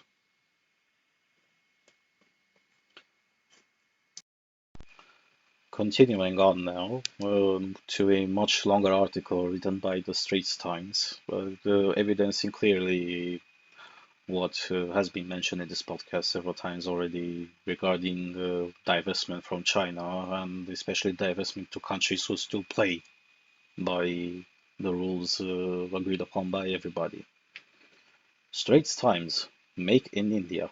Can South Asian giant surpass China and become world's biggest factory? India is looking to capitalize on the shift away from China as companies diversify their global supply chains before the window of opportunity closes. When Mr. Ganesh Sethuraman moved to India in 2023 to set up a new manufacturing facility for his Singapore employer, JLK Automation, he quickly learned that perseverance was essential for doing business in the country. After we decided on the location, we expected it to take 3 months to get all the paperwork done, but it took us over 6 months. I remember one day when I put down 150 signatures. There were so many documents, the 34-year-old said. JLK, an electronics testing equipment maker, is setting up its first factory outside of China and Singapore in India.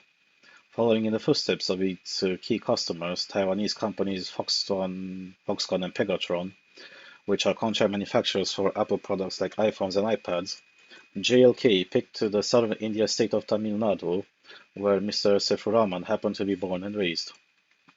A Tamil speaker who headed JLK's research wing, Mr. Sethuraman was the natural choice to steer the shift. In August 2023, when he moved with his wife and toddler to a rented house in sunny Hosur, an electronics and vehicle hub in Tamil Nadu.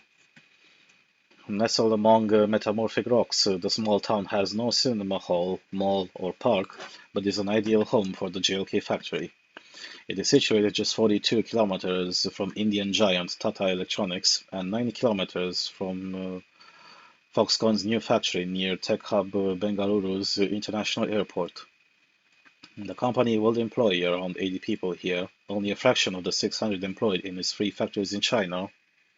But JLK's managing director, Mr. Eugene Tan, said the company would expand gradually, if or when India's industrial environment becomes more efficient. The Gold Rush 2.0. Foreign manufacturers like South Korea's Hyundai and Samsung and Japan's Toyota and Suzuki have long made cars and appliances for the Indian market.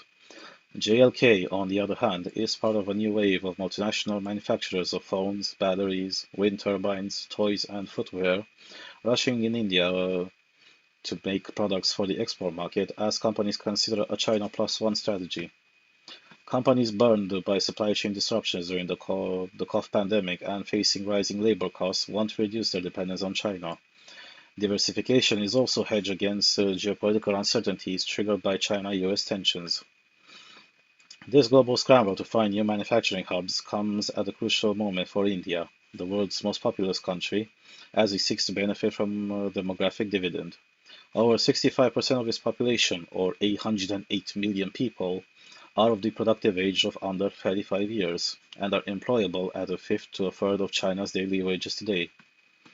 World Bank President Ajay Banga called this moment India's window of opportunity that is available only for a short period of 3 to 4 years before alternative supply chains are set up.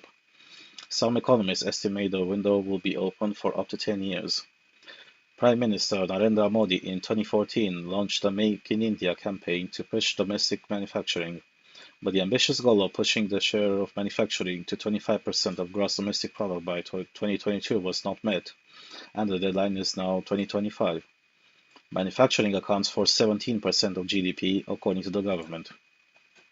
Still, there is no doubt India's manufacturing is growing, with exports reaching a record $447 billion in the year 2022 to 2023 financial year, from $422 billion the previous year. Large manufacturers like Foxconn and, most recently, American semiconductor maker Micron Technology made their first moves into Indian manufacturing in 2022 and 2023, respectively, and today their trusted component makers are following suit. American plane manufacturer Boeing opened its largest engineering center outside the United States in the tech hub of Bengaluru in southern India, while GE Aerospace is making more aeroplane parts in the country for export.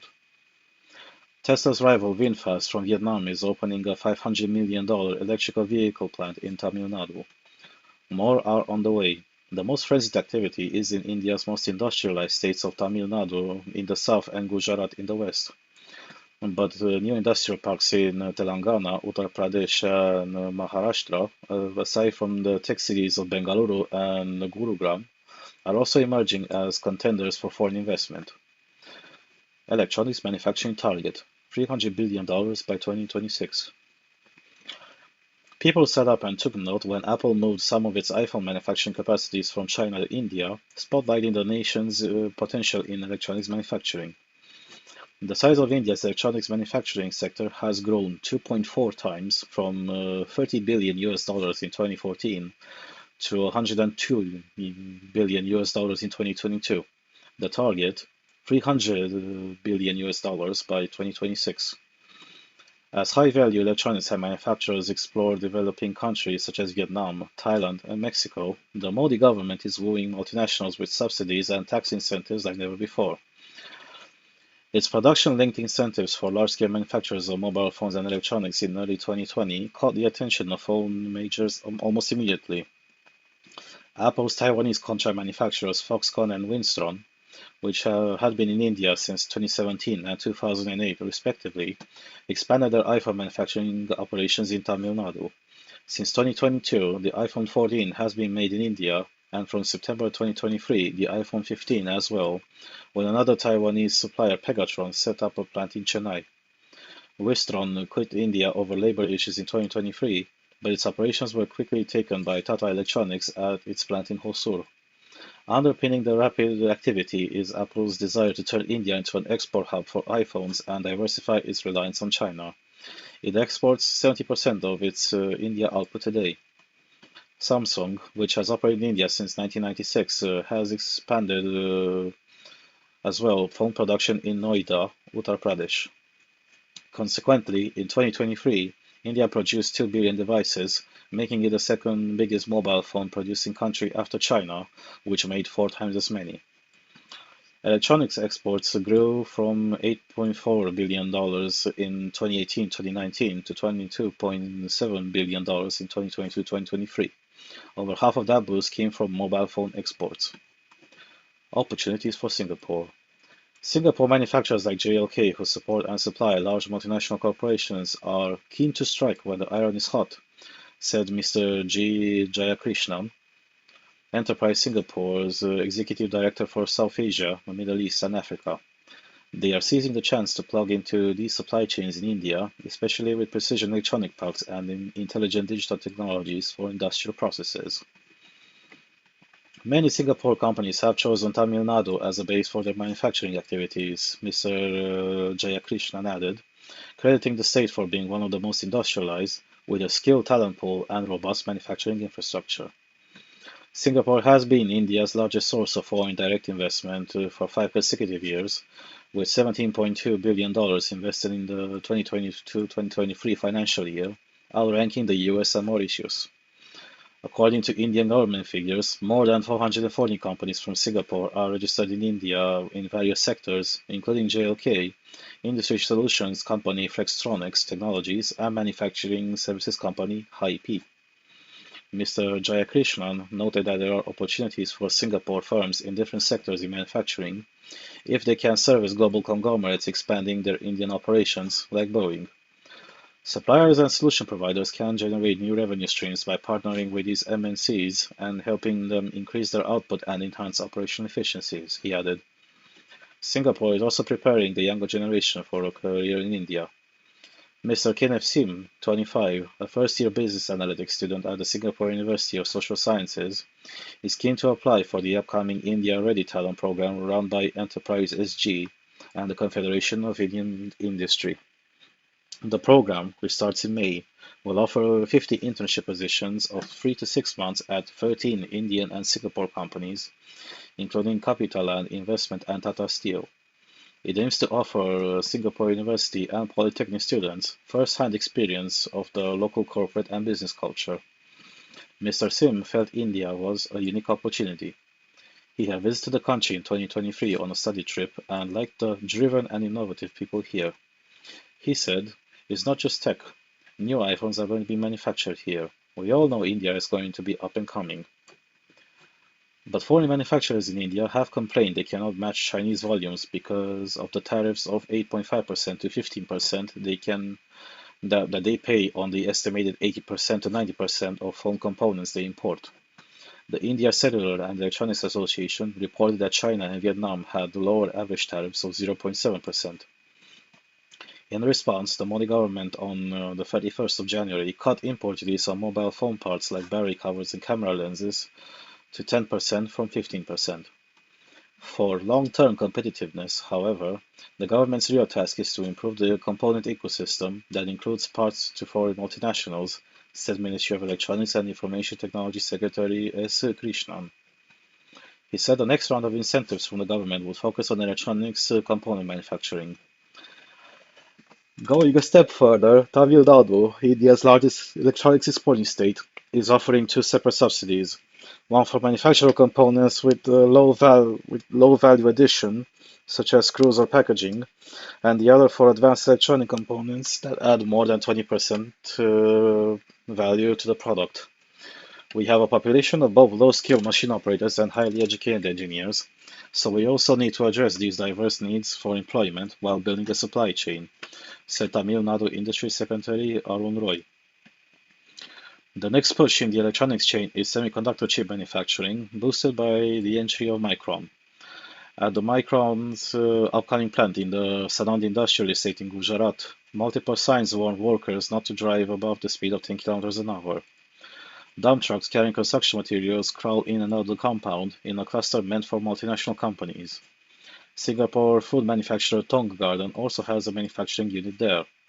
Indian authorities, in contrast, have moved at lightning speed to shake up the country's image as a lumbering elephant and take advantage of global headwinds. The Chinese authorities barred Micron from big infrastructure projects in May 2023 in what was seen as retaliation from Washington, restricting Beijing's access to key technology. India's federal government approved Micron's project in June 2023, and within a week, land was identified just 36 kilometers from Ahmedabad, Gujarat's capital, and an agreement signed between the company and the state government.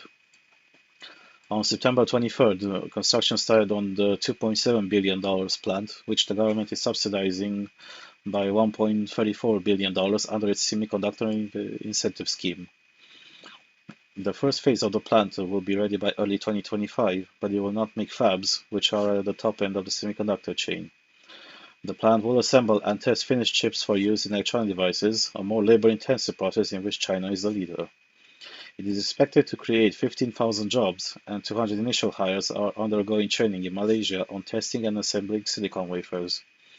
Micron Technologies Senior Vice President of Global Security and Testing Gursharan Singh said the abundance of highly skilled engineering talent in India will enable us to scale our operations quickly. The authorities expect the entry of Micron to have a multiplier effect. Dr. Rahul Gupta, Managing Director of the Gujarat Industrial Development Corporation, said a substantial portion of land at Sanand had been earmarked for Micron's vendors like South Korea-based Simtech, which makes circuit boards for semiconductors. The Indian government approved the establishment of 3 semiconductor units with investments of more than $15 million on the 29th of February, including one by Taiwan's Powerchip Semiconductor, and another by Japan's Renesas Electronics Corporation and Thailand's Stars Microelectronics. The third is a $3.25 billion project by Tata Semiconductor Assembly and Test Private Limited in Morrigaon, Assam. India's growth trajectory is unique. Unlike Chinese and Western economies, which were built on industrialization, India's rise is led by the service sector, due in part to its information technology prowess.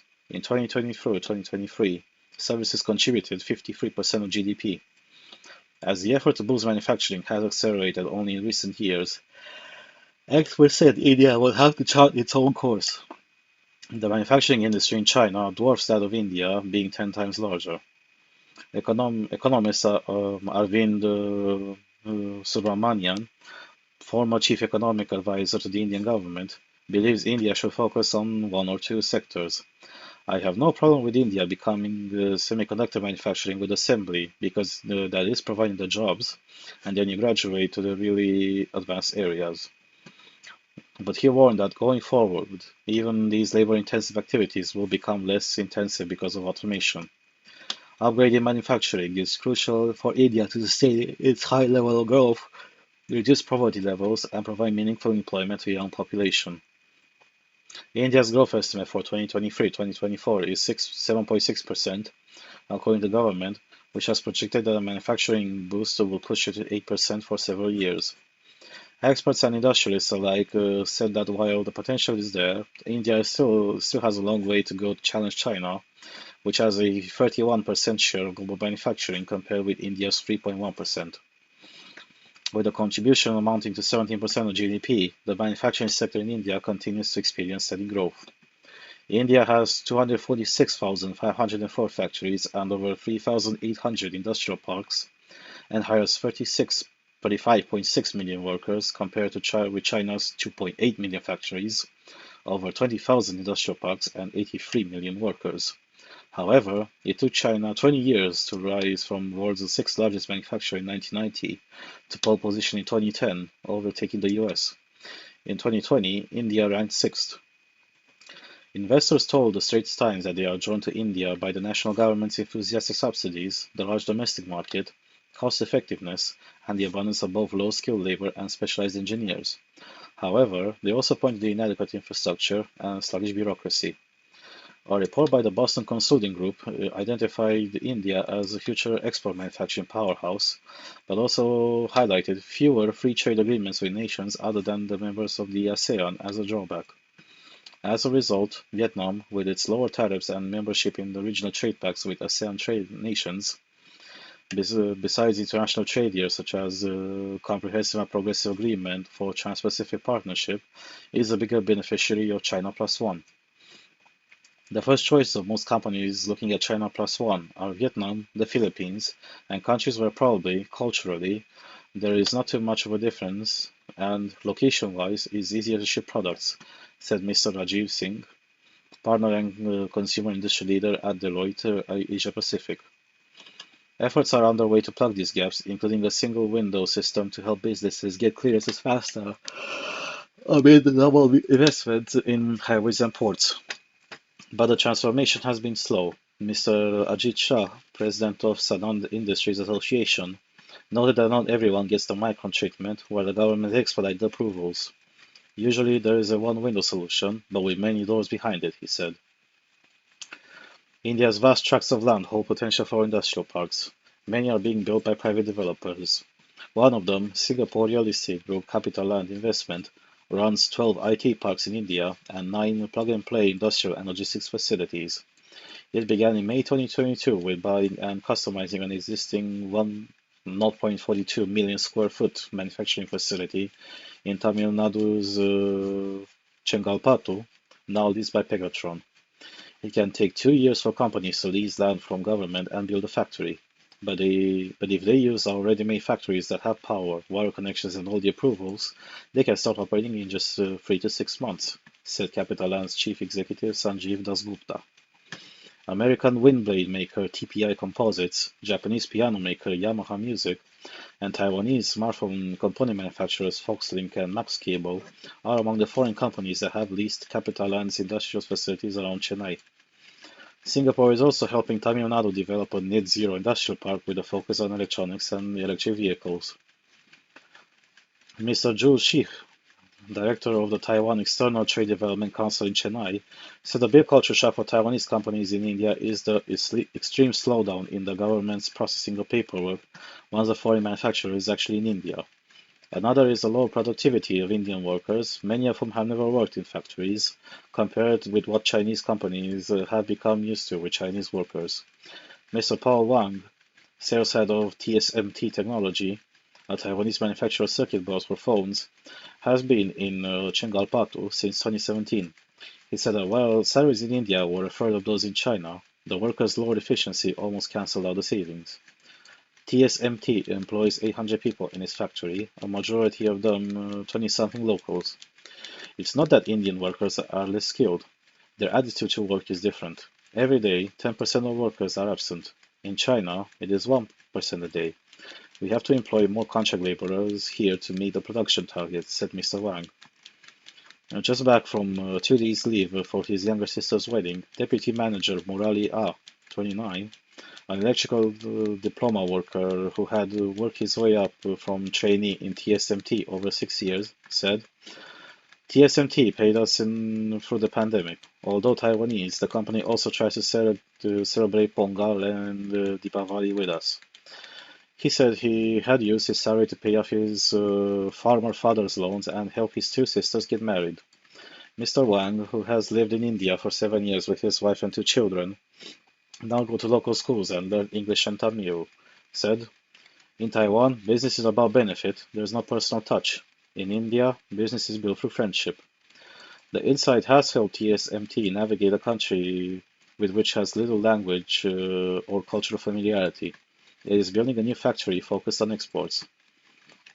JLK's Mr. Seth Rahman said that after over a decade in Singapore, he has had to relearn some Indian realities, like the fluctuating power supply, which can fry his devices, the wild Indian highways that are busier than they were in his childhood, and the gregarious neighbors who drop in unannounced with snacks for a chat.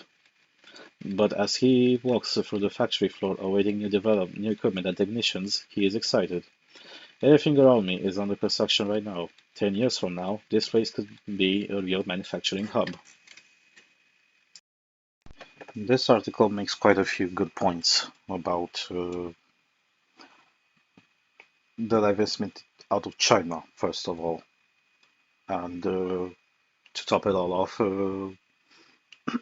while there are still some inefficiencies for sure when it comes to India. India is still a country, while by GDP contribution it looks in one way, it's still most of it an agrarian country, and it exhibits some unique features which haven't been exactly,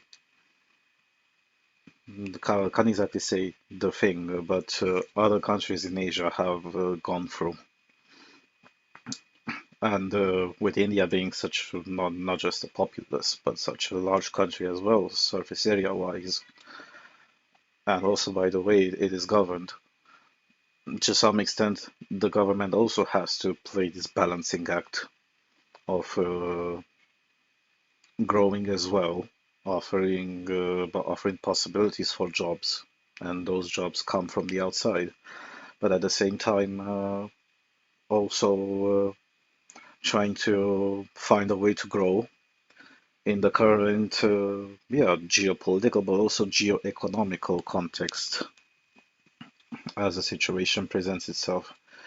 It's not a country that can industrialize by itself because already the end of the industrialization part has been gobbled up by China. As I mentioned in other podcasts, so that's exactly what screwed and severely handicapped a lot of economic development in Eastern Europe after the fall of the Iron Curtain. At the same time, through the services sector, yes, everybody knows about the IT sector in India and all the memes, most of them well deserved, about the development of IT in India. But the IT in India has grown specifically the same way as IT has grown in Romania as well. Once you are constrained with resources, but at the same time you don't require in an industry that many capital investments as you would do in an industry. In an industry, you need a factory, you need a space, you need machinery. Machinery costs money, or a lot of money. You also need to train employees. Employee training costs quite a lot in itself. It requires significant bigger starting sums of money, and in the current world context, that gets increasingly more and more difficult because from an industrial point of view, it's not just China that's yes the dominant force, but in a lot of other industrial sectors, you have the rest of other countries in Asia. Take, for example, when it comes to steel manufacturing, you do have indeed a lot of steel manufacturing in China, and quite a lot of people buy from there. But by far, the biggest exporter of steel products is a South Korean company. And and while yes, when you look at the bottom line, just like one guy mentioned in this article, but oh yeah, but when it comes to inefficiencies, or when it comes to China, you have only about 1% of people who are absent at work, while when it comes to India, there are about 10% who are absent at work. Here is about understanding the cultural context of things. Stuff like this happens, but in the grander scheme of things, sure, these companies definitely are not looking at the exact hazards of when it comes to working with China, and most importantly, and this is something that little by little will be understood by many more private companies. When it comes to working with India, you don't have you are missing a critical aspect, which makes India win automatically in every moment. You don't have the clauses of technology transfer. Even if, yes, the Indian bureaucracy is famous for being cumbersome, and there's also this preferential treatment. A gigantic multinational company like Micron working in the special sector which the government is interested into. Yes, it has gotten preferential treatment, and everything was expedited when it comes as a process. But at the same time, you also have to look at the sustainability of the development. If more and more mid-sized companies concentrate, especially around larger ones, just like this article evidences in Micron's scenario, the success is compounded. The success is compounded, and most importantly, since also the part with intellectual property is also is also something that has been brought into more and more importance in discussions. Mm. Your intellectual property is much safer in India than it is in China. At least at least you may have the Indians trying to copy you, but you're not gonna have the Indian government trying to copy you with with many other clandestine institutions, both civilian and military, behind it, also resorting to years long in the operations of industrial espionage. You're not going. I personally haven't heard yet of of a scenario similar to what Huawei engineers were doing in the mid 2000s, who went at technology conferences in the West, especially those which had to do back then with IT equipment, and they would break in outside of visiting hours, those conferences, and then just simply take pictures of, of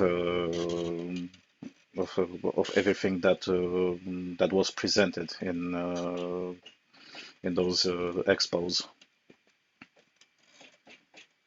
Well, at least some Indians will try, but let's just say that mm, India also wins from this point of view. It's a country that still plays within the bounds of the rules agreed upon by everybody, while China isn't. And while with China, yes, these advantages, so-called advantages, are only temporary. But in the end, you have to compromise somewhere as a business in the grander strategy.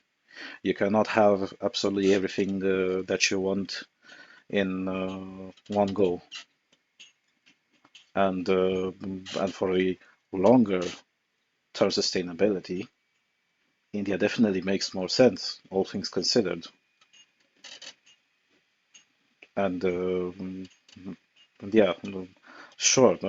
When it comes to cultural differences, some things may not be as well understood by other nations within Asia, particularly East Asia. That's just that's just a tiny roadblock. You know, things will still end up happening, and the country is still continuing to grow, and the little by little, okay, it doesn't have the bombastic and explosive development that China did.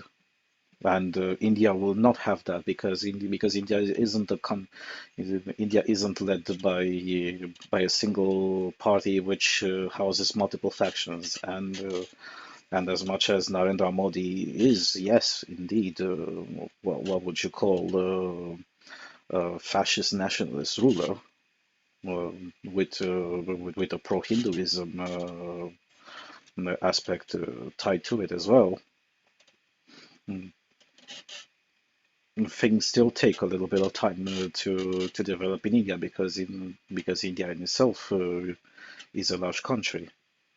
But what you may be missing now in the present, you'll definitely be winning much more in the future.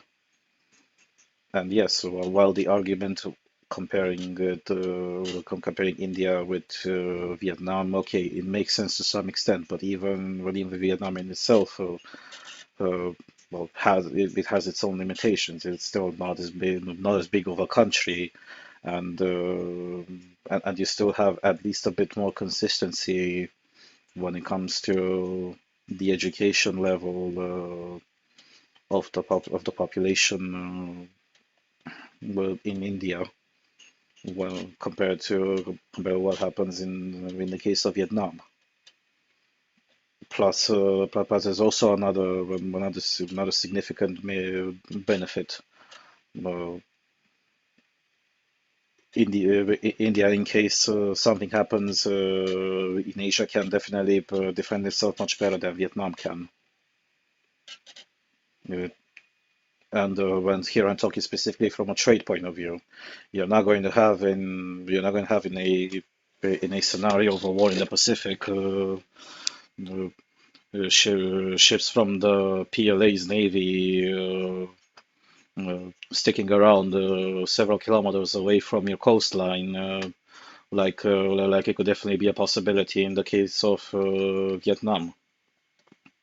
If you locate your businesses and your export capacity in Western India, well, good luck with that. The Chinese are not going to be capable of reaching you there. Mm, not to mention it'll be geographically closer to what most likely will be your most value-added clients in the Middle East, Europe, and the Americas. Overall, at least the steps are being made in this direction. Sure, with infrastructure, things are not perfect. Driving traffic in India is a meme in itself. The government in India is a meme in itself. Here I make a reference to understand how much in the Indian government is a meme. Just imagine that quite a size. See, like in the case of the UK, where a sizable amount of the budget of the state goes toward the NHS. When it comes to India, it goes to the Indian Railways. That and that country, if the railways wouldn't be funded, it will be a complete disaster. If you think that India doesn't have infrastructure, well, you should see an alternative scenario for what if it didn't have even that. But as I said, in the longer term of things, and this is why more you're watching this.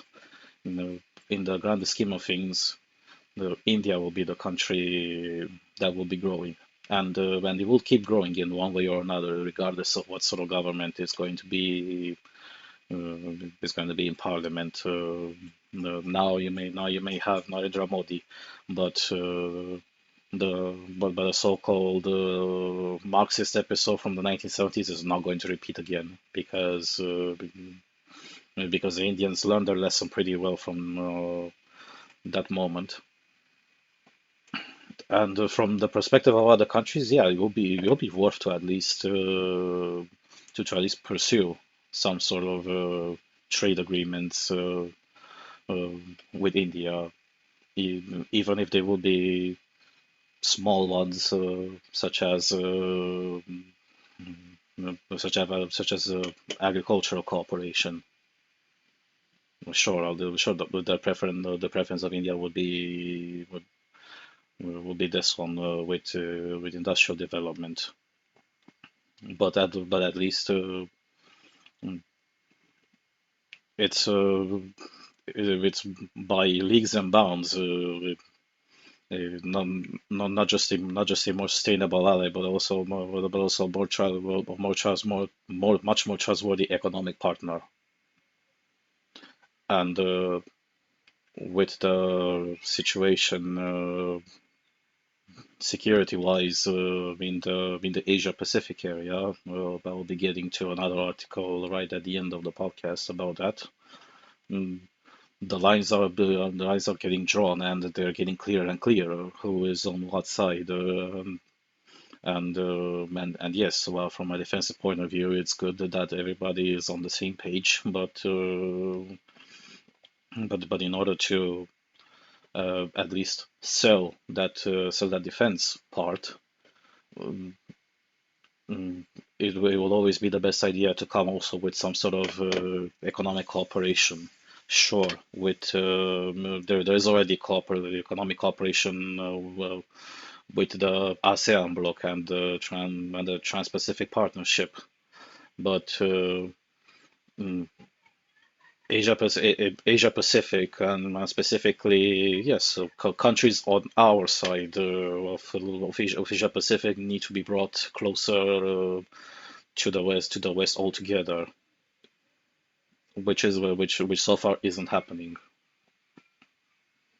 It isn't happening, and in the case something happens in China or in the Pacific region, well, at least at the declaratory level, it's good for the latter half of the western half of the planet to at least know where those countries are, and what exactly is the situation there. Well, if you want true globalization, this is the way to do it. Mm, True globalization doesn't mean the Chineseification of industry. I'm just saying. Moving on now to, yes, so no, in this moment I decided to just read some hilarious piece from the Global Times. So that will be outright Chinese propaganda. Relying on US to contain China brings illusions and dangers to Japan. Sounds nice, isn't that? Japanese Prime Minister Fumio Kishida landed in Washington on Monday local time for a state visit to the US. Since Kishida is the first Japanese leader to visit Washington as a state guest since then Prime Minister Shinzo Abe's visit 9 years ago, both Japan and the US attach great importance to Kishida's visit.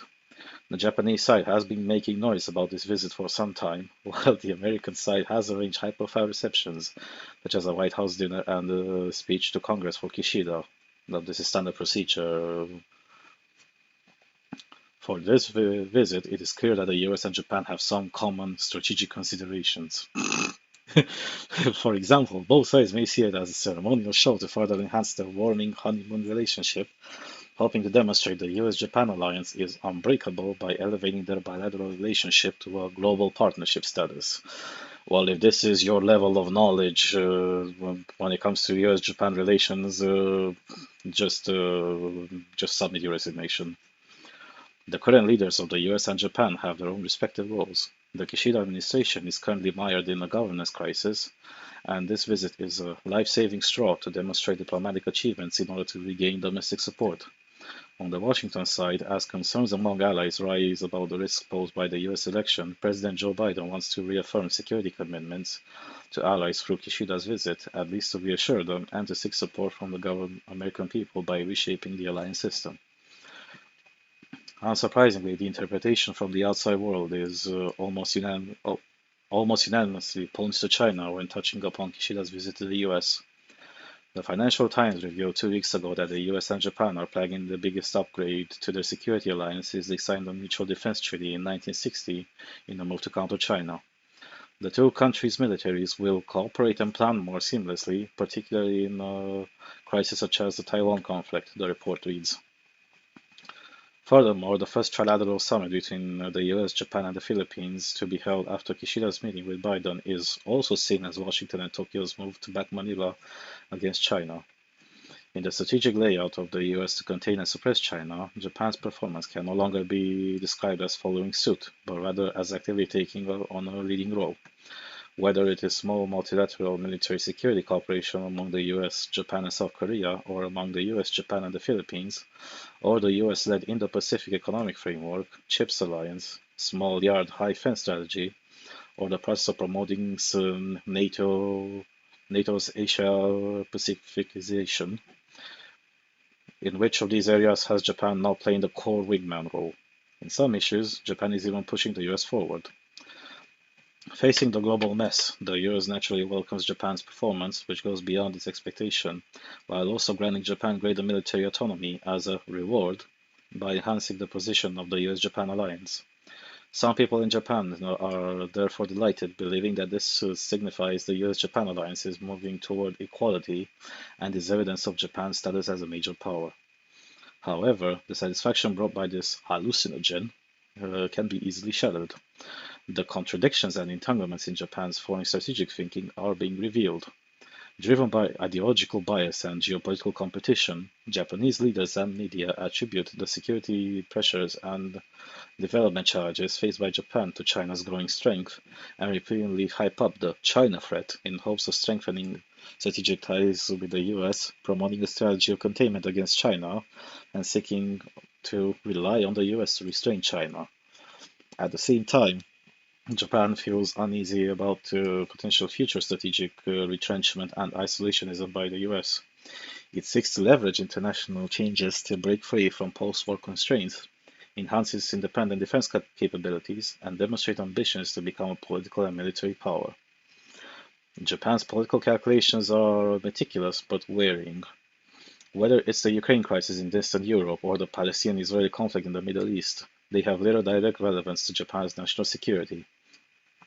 As for Japanese leaders repeatedly voicing concerns about the challenge to the rules-based, free, and open international order, it is just a cliché to maintain US unipolar hegemony.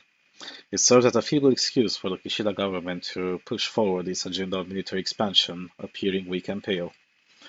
In plain terms, under the obsession with great power competition among some in the US and Japan, the upgrading of the US-Japan alliance merely further strengthens Japan's role as a tool for containing China.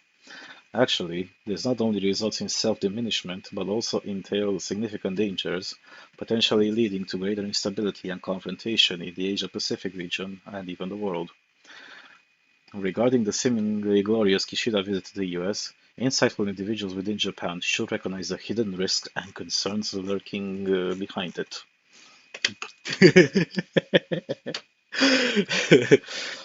But it's always fun. It's always funny to read this. I'm personally, before I'll start commenting on it, I'm personally asking you for feedback about this. Well, this is indeed a propaganda piece. The reason why I put it in is to, yes, experiment and then see if this is working. Uh, well, of course, this is not as hysterical as I expected it to be initially. I've read much more hysterical editorials on the Chinese Global Times in the past, but overall, let me know if you find this as humoristic as I do. Yeah, starting over with from as much as we can from the very beginning. Well, when it comes to the partnership between the US and Japan, I'm sorry, but you kind of forgot what happened between these two countries. Almost, well, let's just say about 80 years ago, something like that. And how Japan was brought to its knees in a way unlike any other. And even if Japan was brought to its knees, to some extent they realized over time that they kind of deserved it. But overall, how exactly could you accuse Japan of pursuing U.S. unipolarity? I'll rather ask an even better question. What sort of other polarity is there out there? You're not going to convince me that from this very Dugin-esque point of view that the world is multipolar. Who exactly is part of the other poles of the world? Russia definitely isn't. You can make an argument when it comes to China, but China from a historical point of view, it's much about the time uh, when on a timeline it's going to experience another sort of implosion, an implosion of the state, I mean, and also how exactly would China be? Yes, another pole of power in the world. They definitely try to build it. But, let's just see within Africa. In, uh, in Africa, they're absolutely scouring the earth of any resource that they can get their hands on, and that definitely mm, isn't exactly such a friendly maneuver when it comes to the local populace. Well, but as good as they bad or as they are, let's remember uh, mining into oblivion in Zimbabwe, infrastructure that goes nowhere in Kenya, the stunt with the military with the naval base in Djibouti. I'll mention this aspect again with the port built in Sri Lanka that ended up getting repossessed by the Chinese as well. So I build it. You don't pay. I own it, and you don't pay because maybe because I put some huge cost and interest rates corrupting the right people to go my way. Do you really think that do you really think that the local population is that stupid to not realize how you're playing? How they tried in the yes in the Balkans with the what was it the Novi Sad to Belgrade railway, or what was it in Bosnia, I think.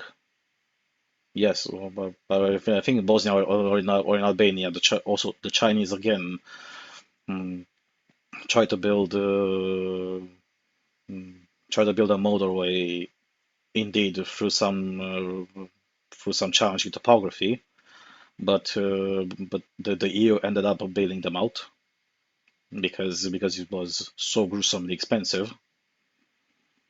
Uh, these maneuvers don't exactly win you quite a lot of friends, and so to say, China never was a country to learn how to cooperate at a deeper level other than strictly trading with other countries. Things were good for China when when its trading partners were very far away. And here I'm thinking mm, the distance between where China was and where the Roman Empire was, something like that. But when you look everywhere else around, things are pretty bad. Just look at how China is treating the Philippines, uh, where the 9 dash line is. Well, which is technically now the 10 dash line because they pulled out a map, took a marker from their pocket, and then and then drew more lines which include Taiwan as well, and the 9 dash and the 10 dash line now is right exactly at the northern tip of the Philippines. Also the brutal treatment of any sort of commercial operations of any country that is working in the South China Sea. Mm, Simply put, that isn't exactly going to win you any brownie points and any understanding, let alone any sympathetic people. What else? Well, let's not even talk about other scenarios. The fact that North Korea still exists, uh, everybody in the know understands that the reason why North Korea still exists is because the Beijing administration allows it to exist. Otherwise, if Beijing would have given the clear signal that they took their hands off North Korea, considering the stunts that North Korea pull. Let's just remember that once every few years, mm, they shoot a rocket that tries to go above Japan. Do you have any idea how frightening that shit is? And normally as the treatment should have been for any country which would pull such a crazy stunt like this, the North Koreans would have deserved in that moment to be invaded and blown into oblivion. And of course, the Kim dynasty uh, took it to the main square and hung on a podium. But that didn't exactly happen.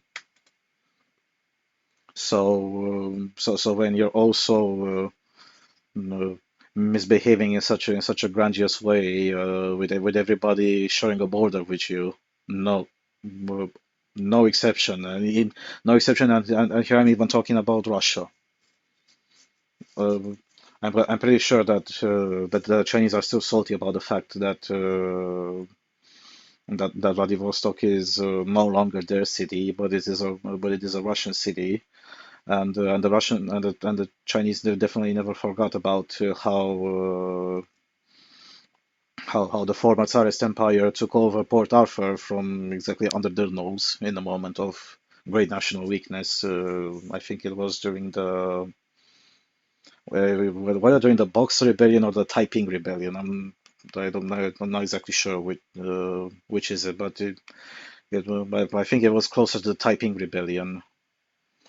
So the so China misbehaves as well with its so-called Russian eternal friend by buying up the entire parts of Siberia for more or less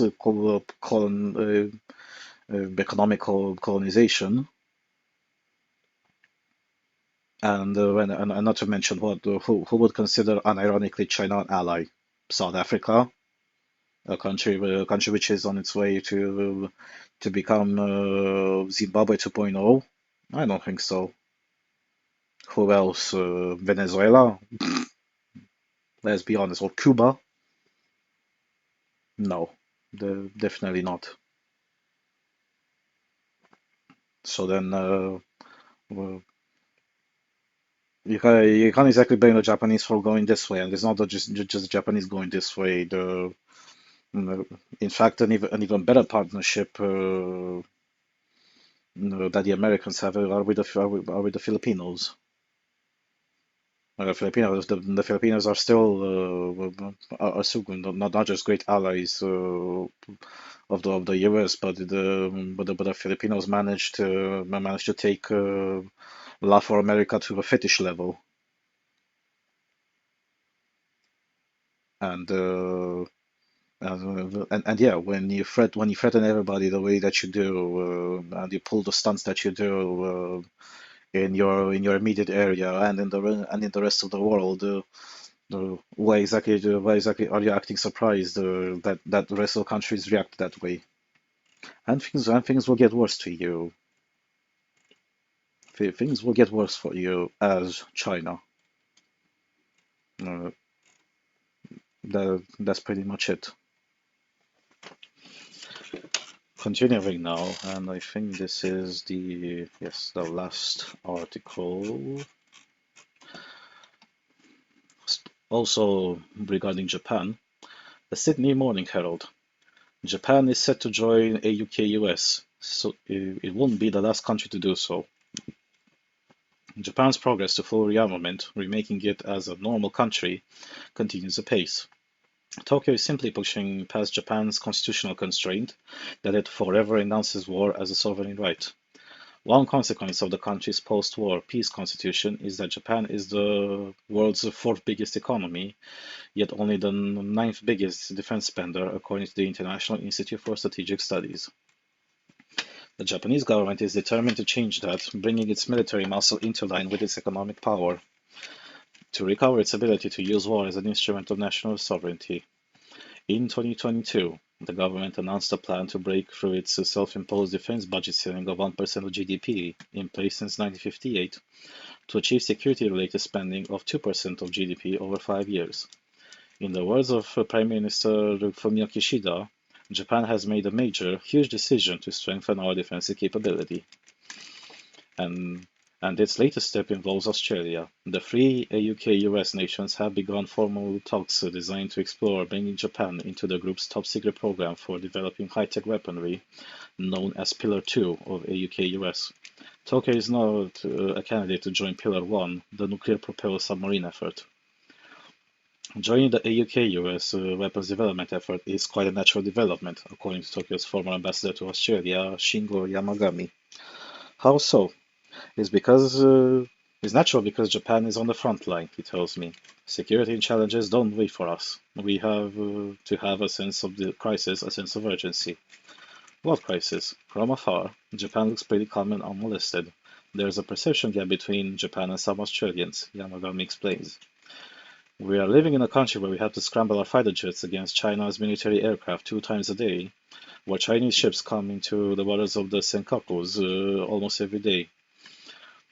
In protest at Nancy Pelosi's visit to Taiwan, China launched 5 ballistic missiles into the waters of Japan. If you don't have a sense of crisis under these circumstances, when do you? But if Japan's sense of crisis makes inclusion in AUK-US's high-tech research seem natural, it's unnatural in 2 other ways. The first unnatural aspect. The new development is happening under the Kishida government, and the ruling Liberal Democratic Party he is regarded as center-left, a liberal or left-leaning politician, Yamagami points out, which demonstrates how seriously we are taking the challenge posed by China's dramatic military build-up and aggressive diplomacy. China should take this to heart. The second, Japan is not a member of the intelligence sharing partnership known as Five Eyes, the United States, United Kingdom, Canada, Australia, and New Zealand, even though it has been a close US ally for decades. One big reason is that the Five Eyes governments don't trust Japan to protect their secrets. Tokyo lacks the anti-espionage rigor of the other 5. That's a fair argument, Yamagami concurs. We have a number of pieces of homework to be done before Tokyo can be embraced fully into the AUK-US research effort. So why would the existing AUK-US partners agree, and what's the rush? Japan's invitation to the AUK-US weapons research program was orchestrated by the US. A key proponent was US Deputy Secretary of State Kurt Campbell. The decision was part of the US policy to build an architecture of allies, Campbell told the Washington conference last week. What does this mean? Previously, US policy was not an architecture so much as a monolith. The US saw itself as a sole colossus bestriding the Indo-Pacific, dictating terms to all. Those days are gone. The US today recognizes its limitations. The Chinese Communist Party is too power-hungry, and Washington too MAGA-addled, for the US reliably to remain the hegemon in the Indo-Pacific. The Biden administration has been working to build multiple security relationships between its allies, and not just with its allies. It's creating networks, not just umbilicals. We can't do it anymore, Campbell told me earlier. That's why the US brought Britain as well as Australia into the deal known as the AUK-US, and why it's keen to add Japan to Pillar 2. Canada and New Zealand also have expressed interest in joining Pillar 2. New research confirms the urgent need for combined allied effort. A report last month from the Center of Strategic and International Studies, an authoritative Washington Policy Research Institution, is titled China Outpacing US Defense Industrial Base. It finds that China is heavily investing in munitions and acquiring high-end weapon systems and equipment 5 to 6 times faster than the US. China is also the world's largest shipbuilder and has a shipbuilding capacity that is roughly 230 times larger than the US. One of China's large shipyards, such as Jiangnan shipyard, has more capacity than all of the US shipyards combined, Wright offers Seth Jones and Alexander Palmer. Overall, China's defense industrial base is operating on a wartime footing, while the US defense industrial base is largely operating on a peacetime footing. Yamagami says that Japan has strengths that it can contribute to the AUKUS weapons research, notably in quantum technology and hypersonics, he says. These are among the AUKUS priority fields. Canberra for years has been intensifying its defense relationship with Tokyo. The two capitals recently signed an agreement to allow each to use the other's military bases, for example. Defense Minister Richard Marles calls Japan an indispensable defense partner. As for Beijing's view, party-owned media like to portray AUKUS as a threat because it is shaping as a potential Asian NATO, they say. As more countries join, we expect this rhetoric to escalate. But why do Japan and others want to join? They are coming together under a policy called collective deterrence because they share the same fear of China's breakneck military buildup and territorial claims. Joining forces for mutual protection. What could be more normal than that? Well, speaking of the Asian NATO, we just read out of pure coincidence, mm, just before this article about the take of well, essentially the main English language Chinese propaganda, the news agency. Okay, the editorialist hasn't called it exactly the Asian NATO, but he did make quite a few snarky remarks directly at Japan and its ambitions, without saying exactly what those ambitions were. From my perspective, if I were to write a propaganda piece, I would have definitely written about AUKUS and how this one is threatening more and more the peace in the region, or probably the Chinese have used that one way too much. It's almost like nobody believes it. So this is exactly what got the Chinese knickers in a twist. It's the Japanese being pushed by the US to join AUKUS. That combined with other articles that I've read, especially in the American media, about NATO in itself trying to integrate Asian allies. It kind of looks like first the US is trying to build some sort of Asian NATO in the Pacific, and then once they will be done with that, at least some bridges between the European NATO and the Asian NATO will be built. Depending that's a big question of how they will build it. And then later on, depending on how the situation with China evolves as well, and China and Russia, considering that now we're discussing about the European side of the conflict, it will definitely be something interesting to see in the future how this exactly will play out. Well, this is indeed something strange about how the Japanese don't have the means of anti-espionage or another means more like the rigor. Uh, it's pretty surprising considering of a country that exhibits so much xenophobia to not have anti-espionage rigor. But let's just say, okay, this is something that even the ambassador admits to, and he definitely knows much better, much more things about his own country than the rest of us. So overall, it will be interesting to see what will happen. This is about it that I can say about the ninth episode. Hopefully, after a 2 week break, It wasn't too awful. In theory, we should see each other again next week. Thank you for watching. Please like and subscribe, and share this with anybody that you think might find it interesting. Have a good day and cheers.